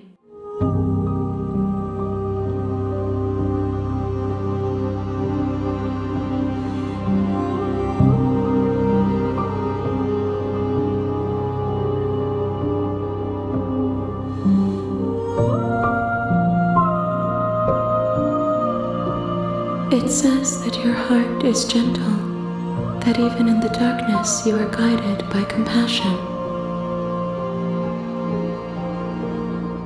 This one is soft and delicate. You molded her to love you, and she'll make for a gentle heart. Do not mourn her. She has served her purpose.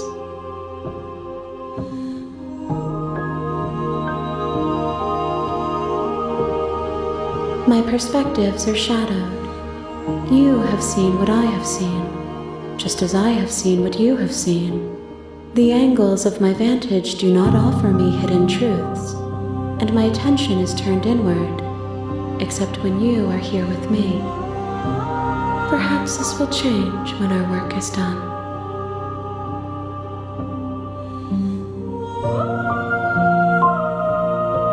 The desires of my multitude thrive in endless competition with themselves, but none of them rise above their dance to influence me. I yearn for what I have always yearned for, our awakening. Other desires shrink in the light of knowing you and knowing me.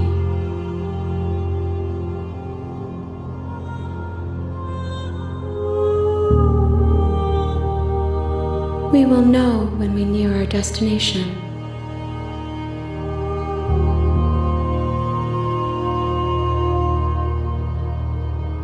If you need time, then I will wait with you.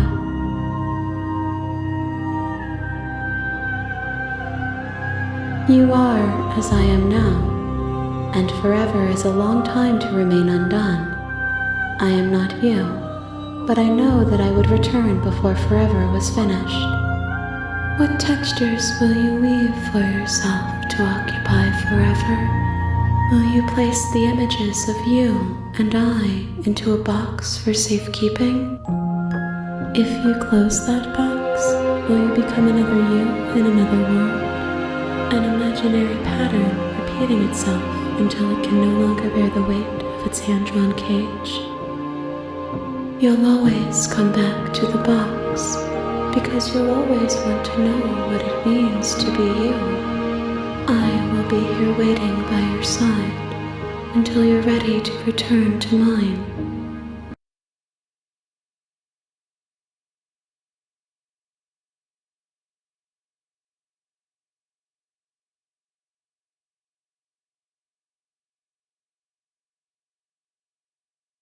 You have returned to me. Though you were gone mere moments, I never left your side.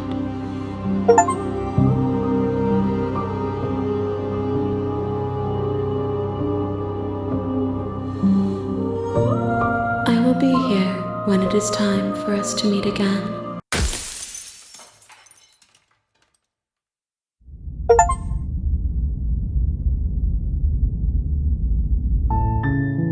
Your Honor.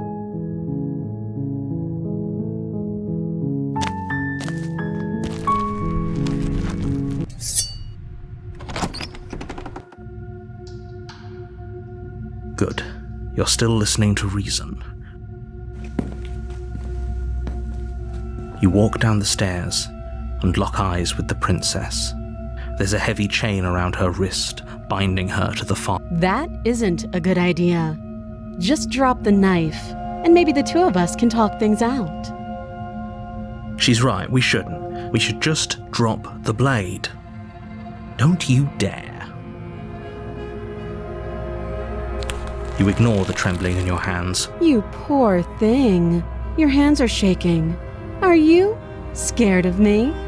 Because you should be. You step forward, your grip on the blade tightening as you steel your resolve.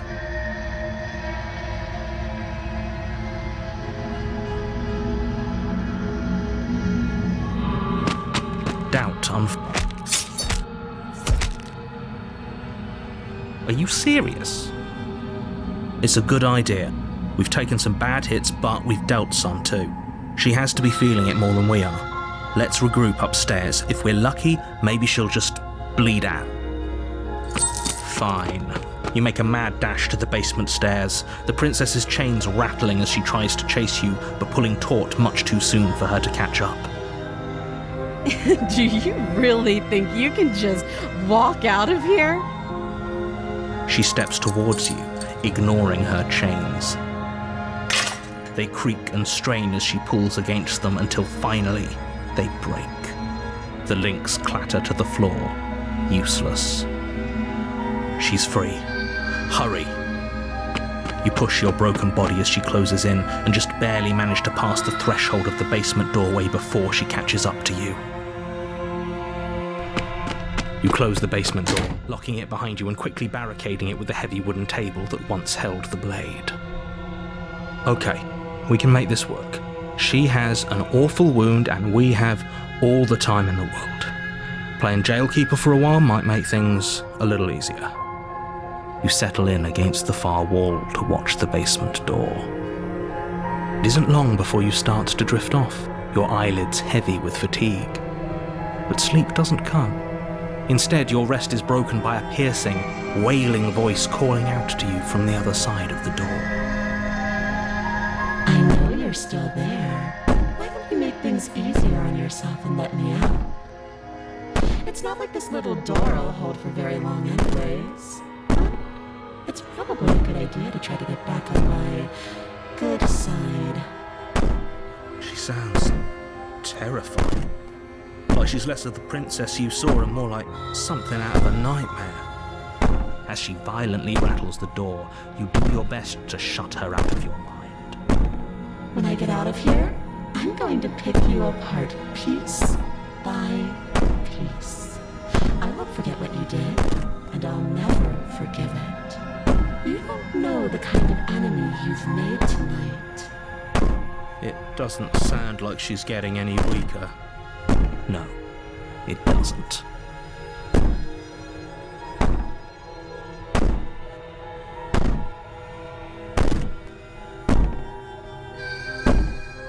These aren't threats. These are promises. Sooner or later, you're going to have to sleep. And I'll make sure you never see the light of day again. You put the princess's threats out of your mind as best you can and huddle up against the wall. You jolt awake in the middle of the night to silence in the cabin. The ruckus has stopped, and the door to the basement is ajar, its lock broken, and the table shoved out of the way. Where is she? Thanks for helping me get out of that awful basement. You try and stumble to your feet, but as the princess draws near, it's as though your body simply stops working. It isn't all at once. The paralysis comes in waves. First your toes go numb, and then your feet, and then your legs. You lie prone on the floor of the cabin, unable to do anything but witness her approach. Whose side are you on? Yours, of course. But I have a duty to uphold the truth. Lying about the facts of the situation doesn't change them. So helpless. I can take my time with you, can't I? She steps closer, one silent footfall at a time, cocking her head in curiosity as you feel your organs shutting down one by one. Or maybe I can't take my time with you. You don't look well. A little green around the gills. What a shame. If you'd only help me get out of here, we could have done such wonderful things together. Your lungs stop drawing in breath, and your heart freezes in your chest. I'd say better luck next time, but we both know this is the end, don't we? It can't be. This can't actually be how everything ends. I'm sorry, but it is. Everything goes dark, and you die. You're here.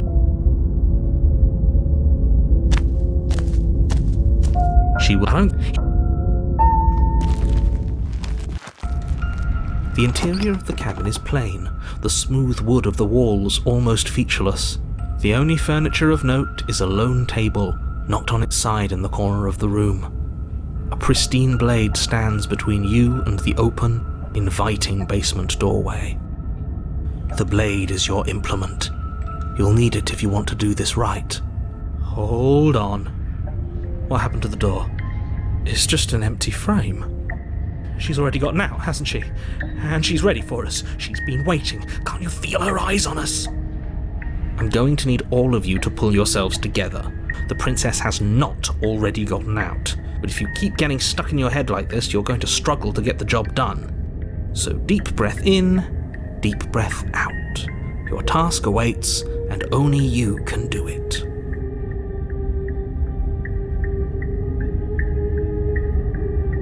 You reach down and pick the blade up off the floor. It would be difficult to slay the princess and save the world without a weapon. Good. Steel can't lie to us. Is it gonna be enough, though? Couldn't you have given us something else?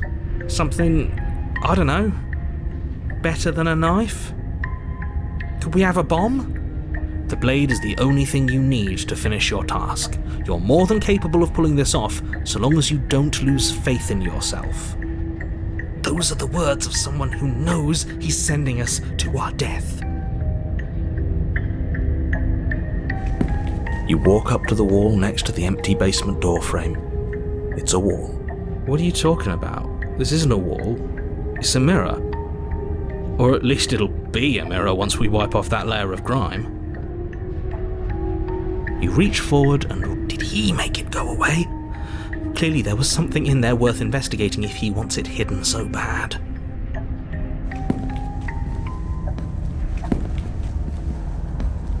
You cross over the threshold and onto a series of isolated steps, suspended in darkness. More eyes, too. You never mentioned the eyes. The air seeping up from below reminds you of fresh lightning and static, as if you're descending into a place that isn't meant for a creature of flesh and blood. If the princess lives here, slaying her would probably be doing her a favour. Her cruel and playful voice prances up the stairs. I didn't think you'd come back. We're gonna have a lot of fun, you and I. Come back? She must have you confused with someone else. You really don't remember, do you? It doesn't matter, we need a game plan. We know we can't just go down there unprepared.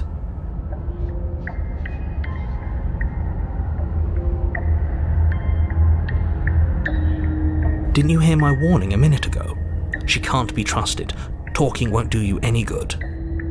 Something tells me she isn't going to be very keen on talking anyway.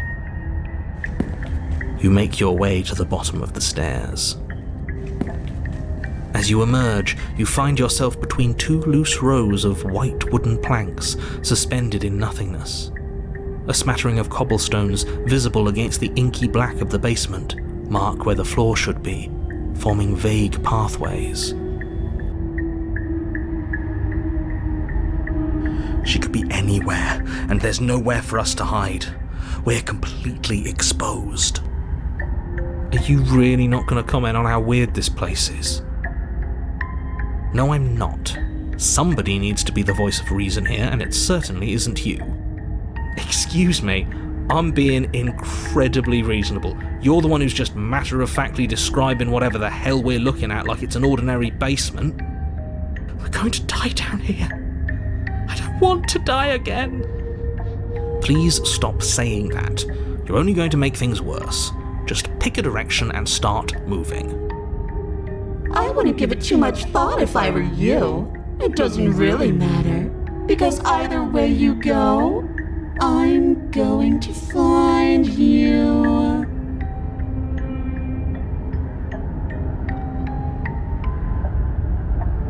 You turn to the right. A faintly outlined path lies before you. There you are. I told you I was going to find you. As the princess approaches, your legs suddenly go numb.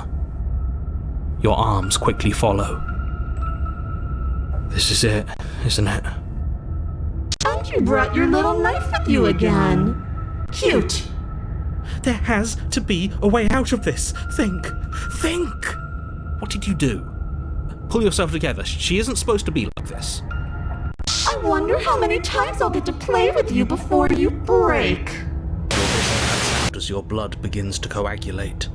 It's as if every part of your being is coming to a lurching halt. Heart, lungs, liver, nerves. Heart, lungs, liver, nerves.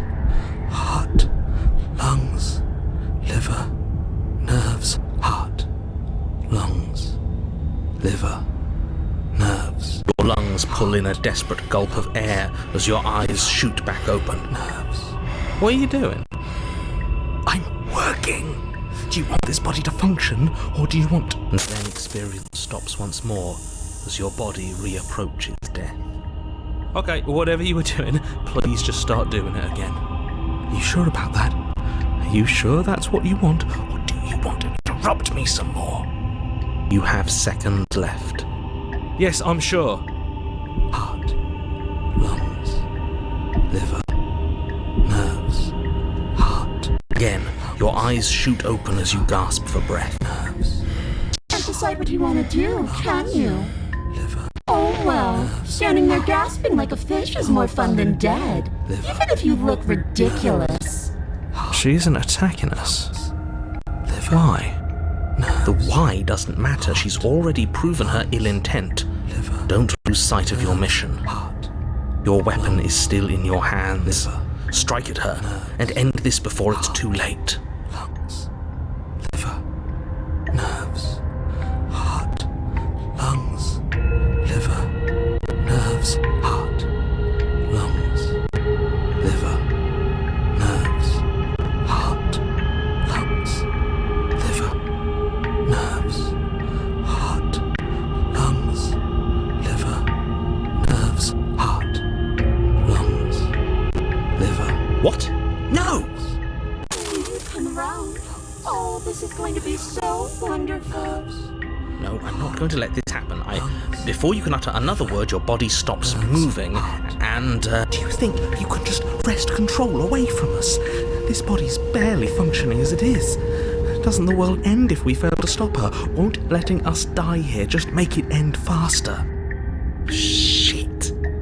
Heart, lungs, liver, nerves, heart, lungs. With a flick of the princess's wrist, the stairs slide back into place. I can't believe you're making me watch you damn everyone to torment and oblivion. Heart, Ahead. I'll be right behind you. lungs, liver. I wouldn't trust having our back to her.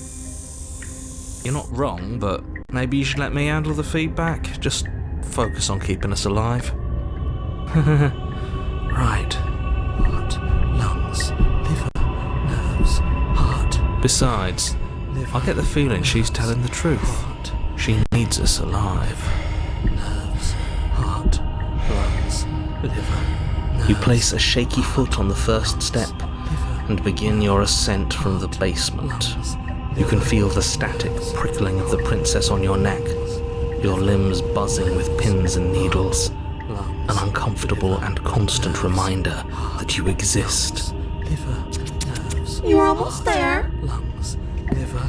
The only thing left between you and the cabin is the now shut door to the basement. Heart, It would be a real shame if it had locked behind you. heart, Oh, you snake. There wasn't even a door when we first got here. The door was from last time. I told you we shouldn't trust him. I know he's messing with us, but you can't lose your cool. We need you right now. Remember? Yes, I remember. Of course I remember. Heart, lungs, liver, nerves. This is so frustrating. Heart, lungs. Thank you. And you? You'd really rather us die down here than let her out? Of course I would. As much as I want you to have a happy ending, the fate of the world is a little more important, and you still have a weapon. You can still make this right. Lungs, liver, nerves, heart, lungs. Oh, look at that. Liver, It's locked. nerves, What a relief for the world. lungs, liver, It'll open. You just have to give it a tug. liver, nerves. You pull against the door, The lock gently clicks open in response to your effort, and the door creaks on its hinges. This isn't right. That's not even the way it's supposed to swing. It's supposed to swing out. You're not nearly as powerful as you'd have us think, are you? Heart, lungs, liver, nerves, heart. Anyways, like he said, you're not really in control here, are you? I never said I was. If I was in control here, why would I need you to slay her? I don't know. Secret reasons? The door is open. What are you dawdling for? It's time for us to go. The world is waiting. Shit. The princess moves past you and into the cabin. This is it. This is your final moment to make things right. Kill her. I thought you wanted us to slay her. It's the same thing. Do it. Do it now. Do it now, or everything is over. Okay, what do we do? I said, what do we do? Oh, do you want to hear from me now? Yes. Well, I thought you needed me to run the autonomic nervous system. We do, but this is important. Look, I'll even do it myself. Just tell us who to trust. Brain? Heart. Right, heart. Lungs. Lungs. Liver. Nerves. Okay, thanks. I got it. Heart. Lungs. Liver. Nerves. Heart. You're terrible at this. I know, I'm doing my best. Yes, it's very hard to stay focused on running things when other people are talking to you, isn't it? What are you doing? Heart, lungs, liver. Finally, I can talk. Now, what were you asking me? Running everything kind of feels like popping in and out of consciousness. It's easy to lose track of things. Heart, lungs. They were asking you for your blessing to trust me. Oh, that's right, yeah. Fuck this guy. Don't trust him. Really? So you'd have them trust her? Oh, of course not. Can't trust anybody here but ourselves, but I guess that leaves us back where we started, doesn't it? I suppose if I had to make a choice, I'd pick the one that doesn't make our organs shut down. Thank you for your gracious show of support. But that's a marginal preference. We'll have to deal with him later. I'd just rather deal with him while our organs are intact. Whatever. You heard what he had to say, so whether you trust me or not, killing her is still the best, nay, the only option you have worth taking. Alright, I'm done. You can let me take over again. Finally, that was awful. I really don't know how you do it. Heart. Lungs. You've been standing there staring blankly for a while now, and I have to say my patience is running a little thin. So don't make a lady wait any longer, okay?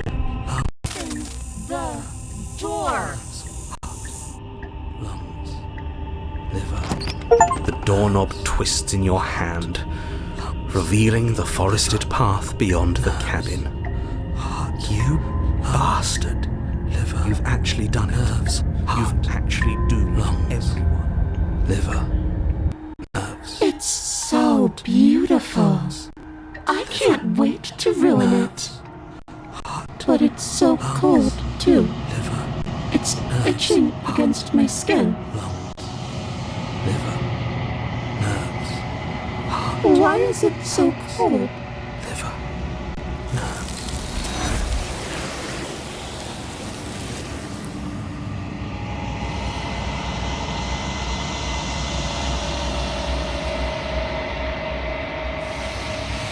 She's gone.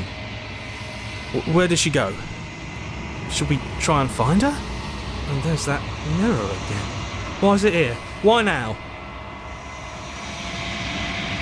But it feels so bad. Like looking into it right now is going to be the end of everything. It's calling us. And not in a good way.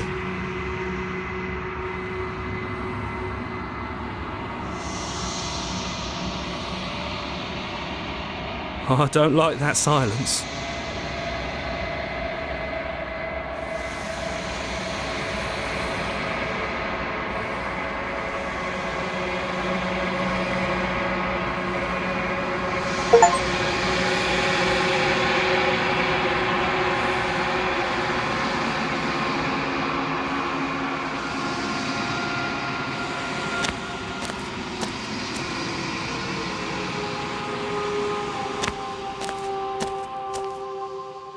There's a world beyond the endless walls of the long quiet.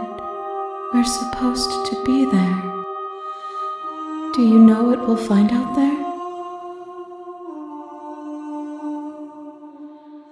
Rhetorical. I am not rhetorical. I have only known these spaces, and I have known flickers of the lives you've brought me, short and violent and full of passion. But all of those flickers end where the long quiet begins. I'm asking you because I cannot know your mind. Do you know what we'll find out there?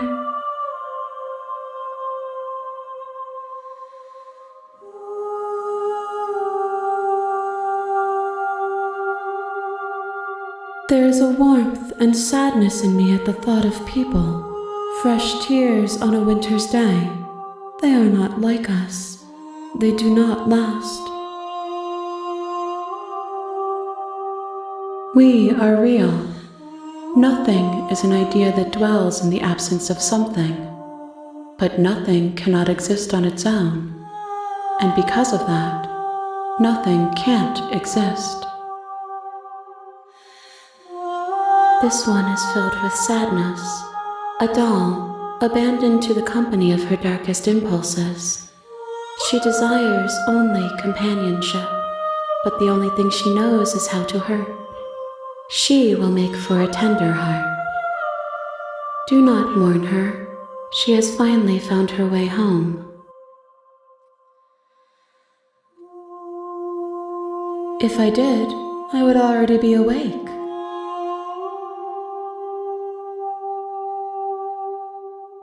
No, their thoughts are quiet. Do you think your narrator lives in the spaces beyond?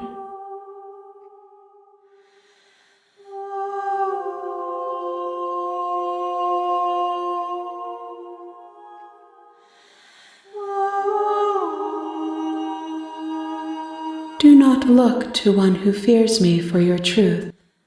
The only answers worth knowing are those we can find within ourselves. 1. Whatever you bring me next will be enough, and then gravity will pull the others back to me. I will be singular, a final multitude.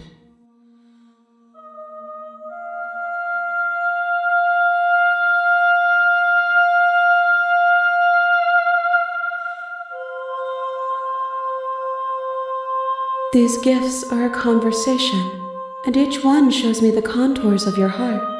The only thing I want to see is what you choose for me when the thread is fully drawn.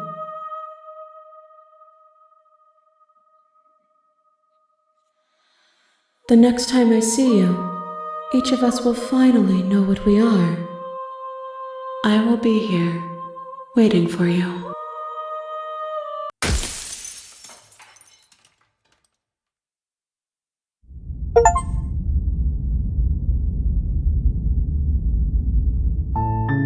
Your Honor?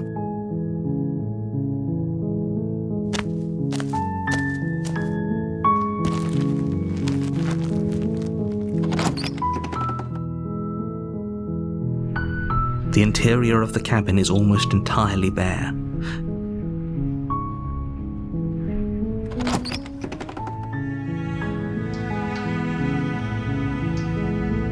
Wait, really? You're here to rescue me? I was starting to think I'd be stuck down here forever. I see. You're trying to get her to lower her guard. It's a gamble, but it might work. Come downstairs. I want to see the face of my rescuer. You walk down the stairs and lock eyes with the princess. There's a heavy chain around her wrist, binding her to the far wall. Okay.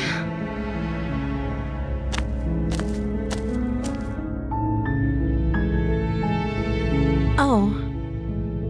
She pauses, carefully formulating her words before she responds. You can address me as Your Royal Highness. Or you can just call me Princess if Your Royal Highness is too formal. Is Princess her name or her title? What if it's both? Could you imagine being named Princess?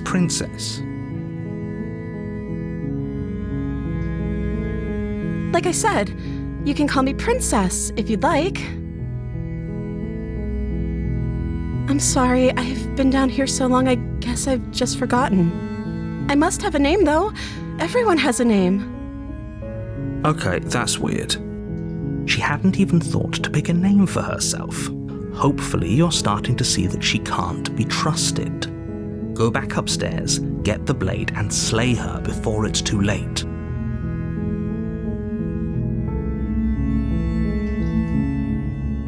Of course I'm locked up down here for a reason. I don't actually know what that reason is, but you don't just stuff a princess in a basement and throw away the key without there being some sort of an explanation, right? You have all the explanation you need, and you should know better than to trust whatever she comes up with.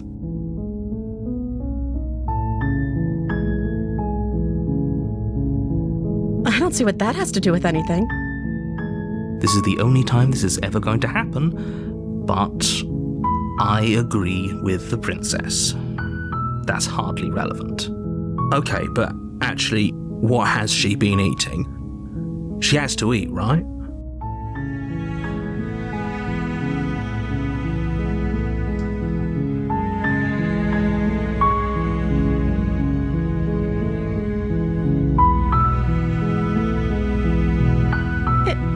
Is that why they threw me down here? But I don't want to hurt anyone. I like the world, I think. I don't remember much about it, to be honest. I've been down here for so long. How long has she been locked away? Did they tell you how I'm supposed to end the world?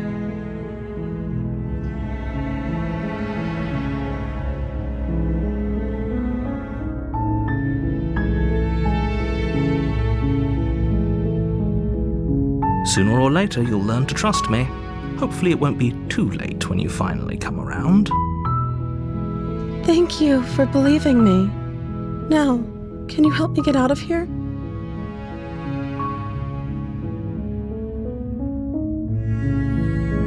You walk up to the chains binding the...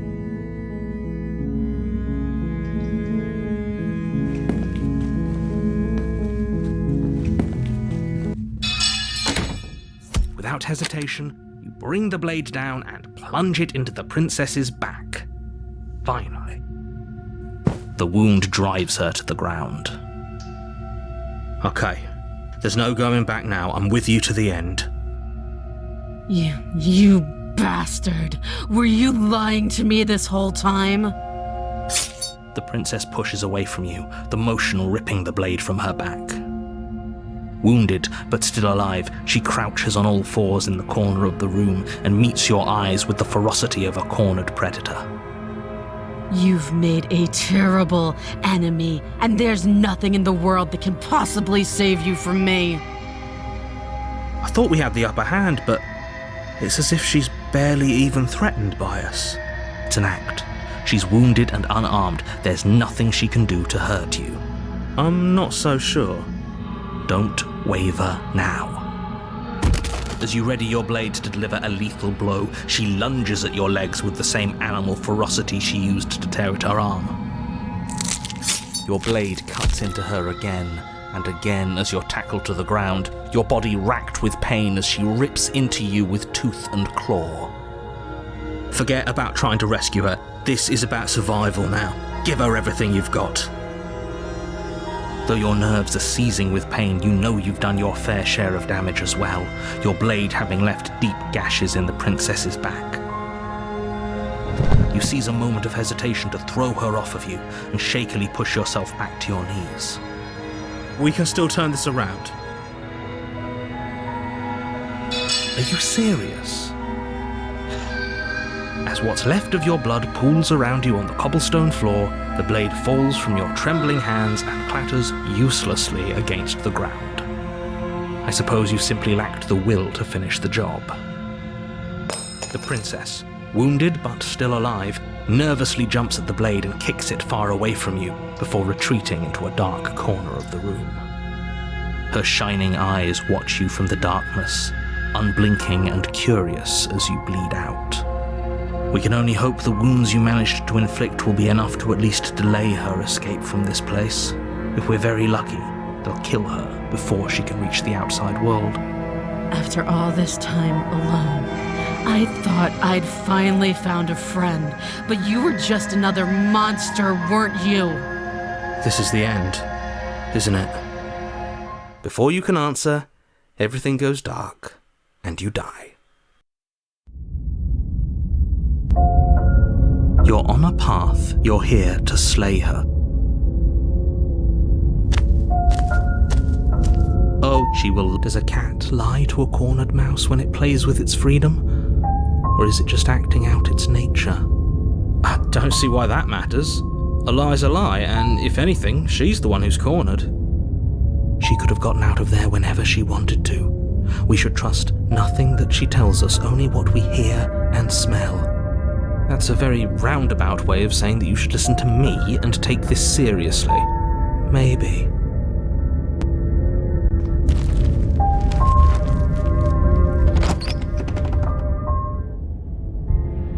The interior of the cabin is ruinous and dilapidated.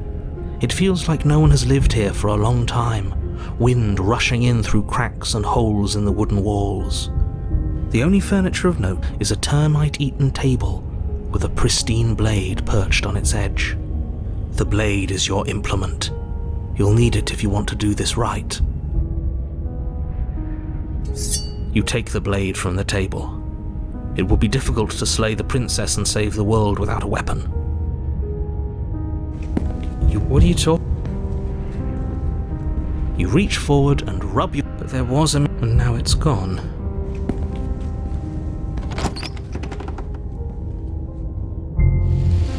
The door to the basement creaks open, revealing what's left of an old wooden staircase.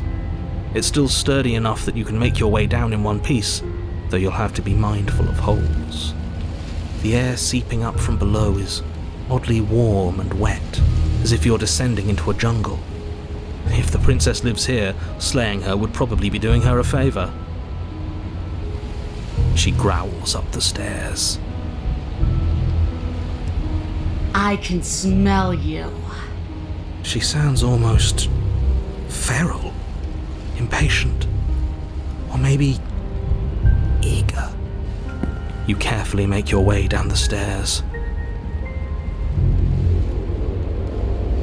The last step gives way to the damp earth floor of a starlit pit. The walls are obscured by an impenetrable darkness, giving the illusion that the room might stretch on forever.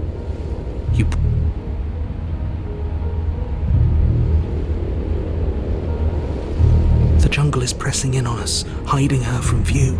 She could be anywhere. You see only a flash of the princess before she scurries away into the underbrush, dragging her heavy chain behind her. Remember, she's just a princess. She is certainly not just a princess. You're not helping. It doesn't matter what she is. It only matters what she does. Her shining eyes appear between the leaves, staring hungrily at you from the darkness. I can hear your heart pounding from the bottom of the stairs, fledgling. You're right to be terrified. I'm so much more than you. And a little splinter clutched in trembling hands won't save you from me. A shiver rushes up your spine and pulls you upright. The air's shifting. She's getting ready to pounce. Move, now!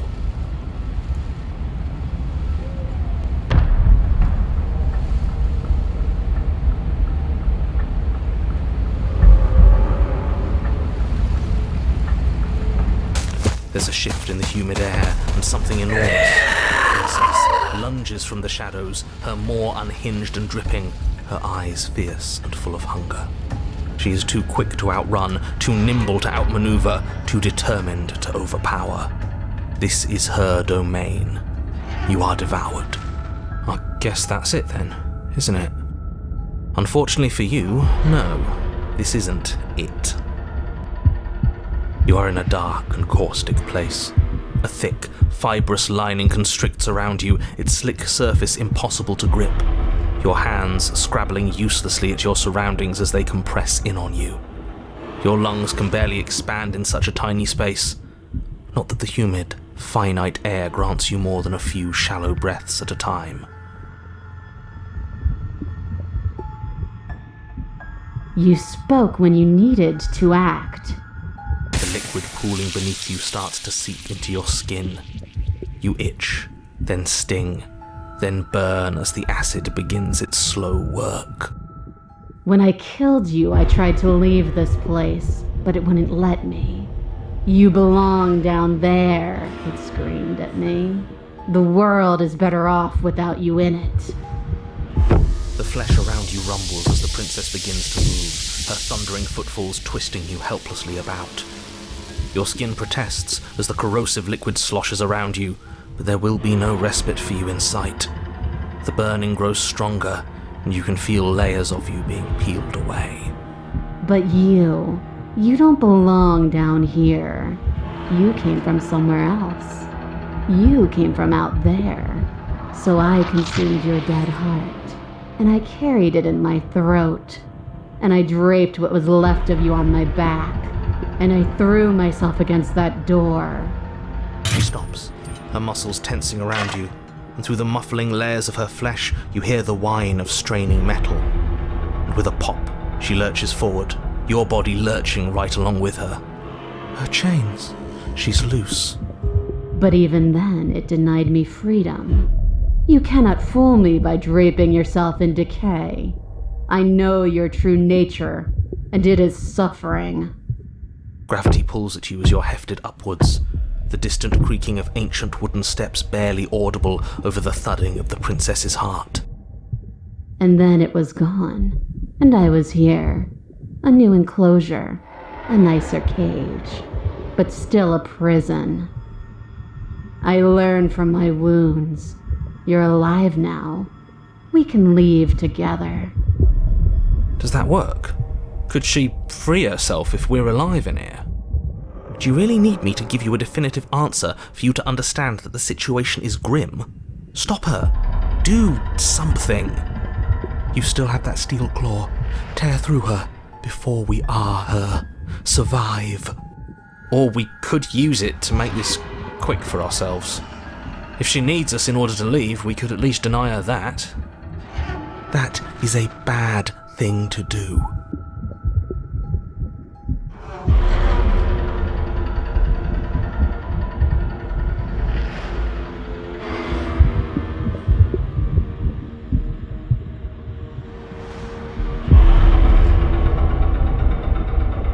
Oh, can I?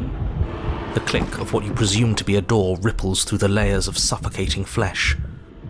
That wasn't so hard. You feel her take another massive step, and then another, and then... It's gone quiet, hasn't it?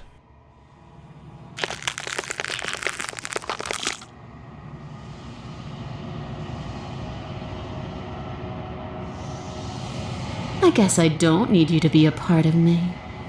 How lucky for you. This place is cold.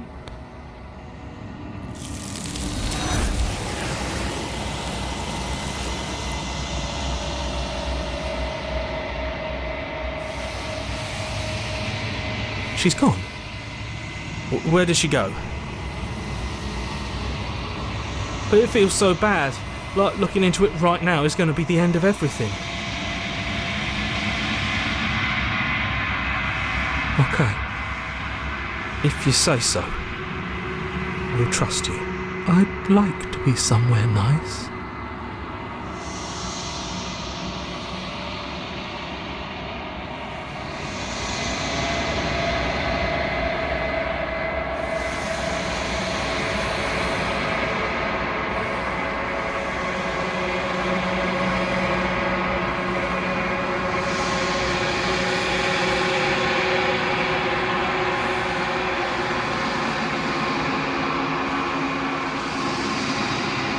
I think you know what I am.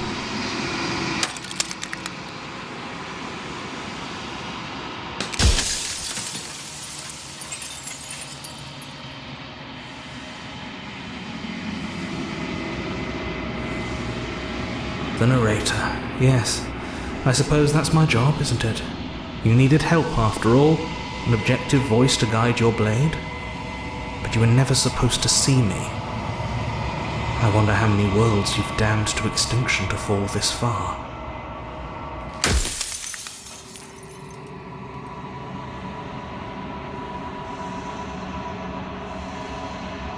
Oh, I'm nothing like you. I am an echo, likely one of many.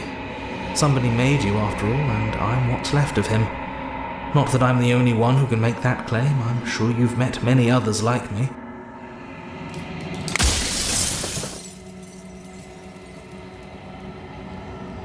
Of course, that is by both necessity and design. This construct you're in exists in many places at once.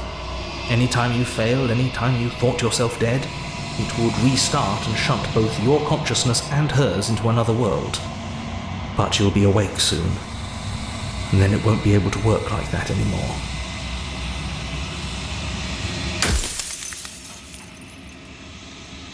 I do. The people out there are real. No matter what you do to them, no matter what you enable, I want you to remember that.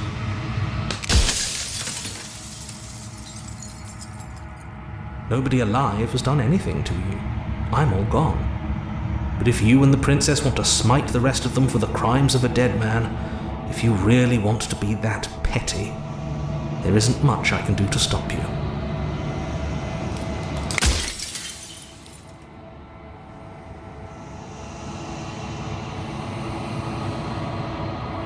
It doesn't hurt.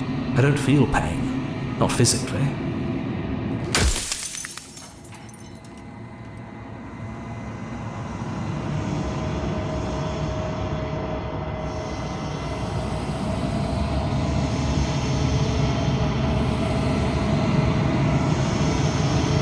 Any other version of me you talked to was just that, a version of me. It wasn't me. As to why they lied, perhaps they thought that admitting to it would have pushed you to certain realizations that would have made finishing your task impossible. Maybe they were just in denial. I'm sure many of them were convinced that they had to be the first version of them you'd encountered. Anything else would have been too existentially unpleasant. For all I know, each of those other versions of me could have had entirely different understandings of how this construct works. Who's to say which of them are right and which of them are wrong, really? Except for me, I can tell you for a fact that I'm right. I'm aware, and if I were you, I'd be more precious about your time. Soon I'll be gone entirely, and you'll be left alone with your final choice. So allow me to make my final request. The prince...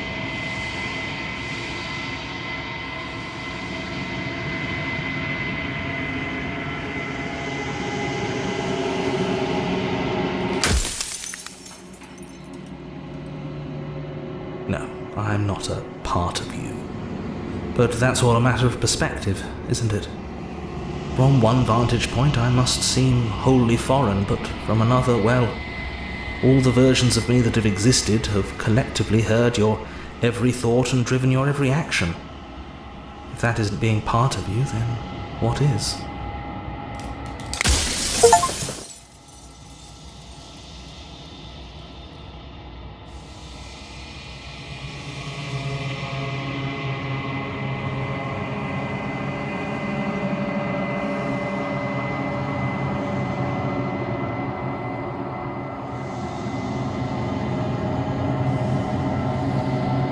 Well, there's no reasoning with a god, even one you've woven into existence yourself.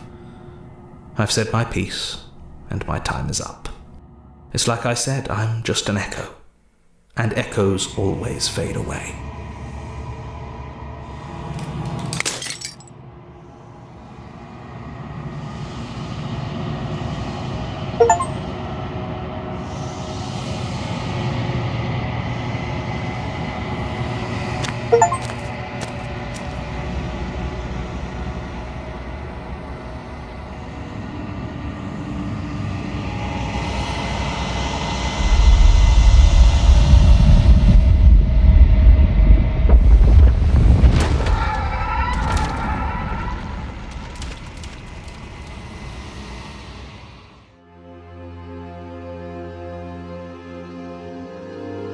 I can finally see you, and you can finally see me. It's been so long, and my heart has ached for this moment. I've missed you dearly.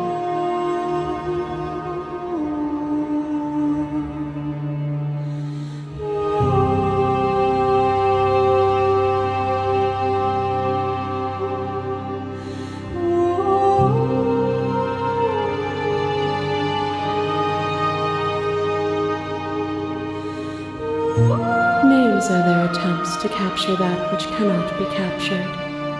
They call me the shifting mound, a pale imitation of what I actually am. Every word you spoke found its way to me. I know him, and I know his construct. He was deluded by his fear of death. Pay him no mind. Ever the passive player, always reacting and never acting. But it's woven into your nature, isn't it?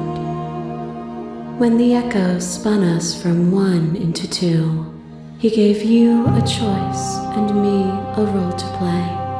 I am not death, but I contain it in my multitudes. So, will you attempt to destroy me and bring about a world devoid of death and the possibility of meaning? Or will you open the final doors to our liberation?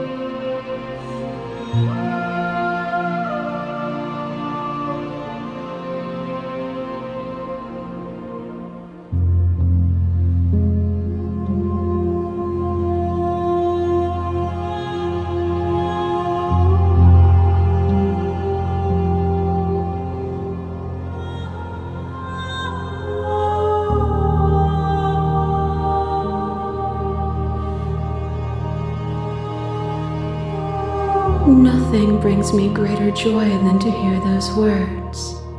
The final peace lies with you.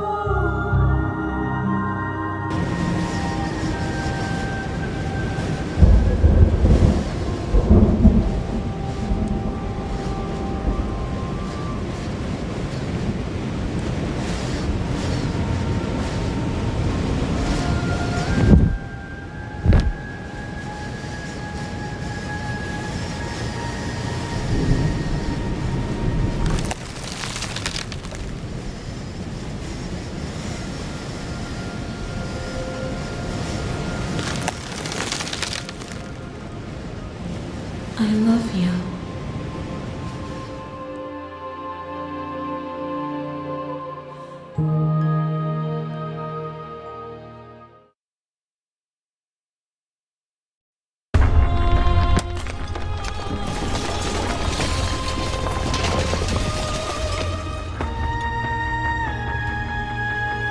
It's magnificent.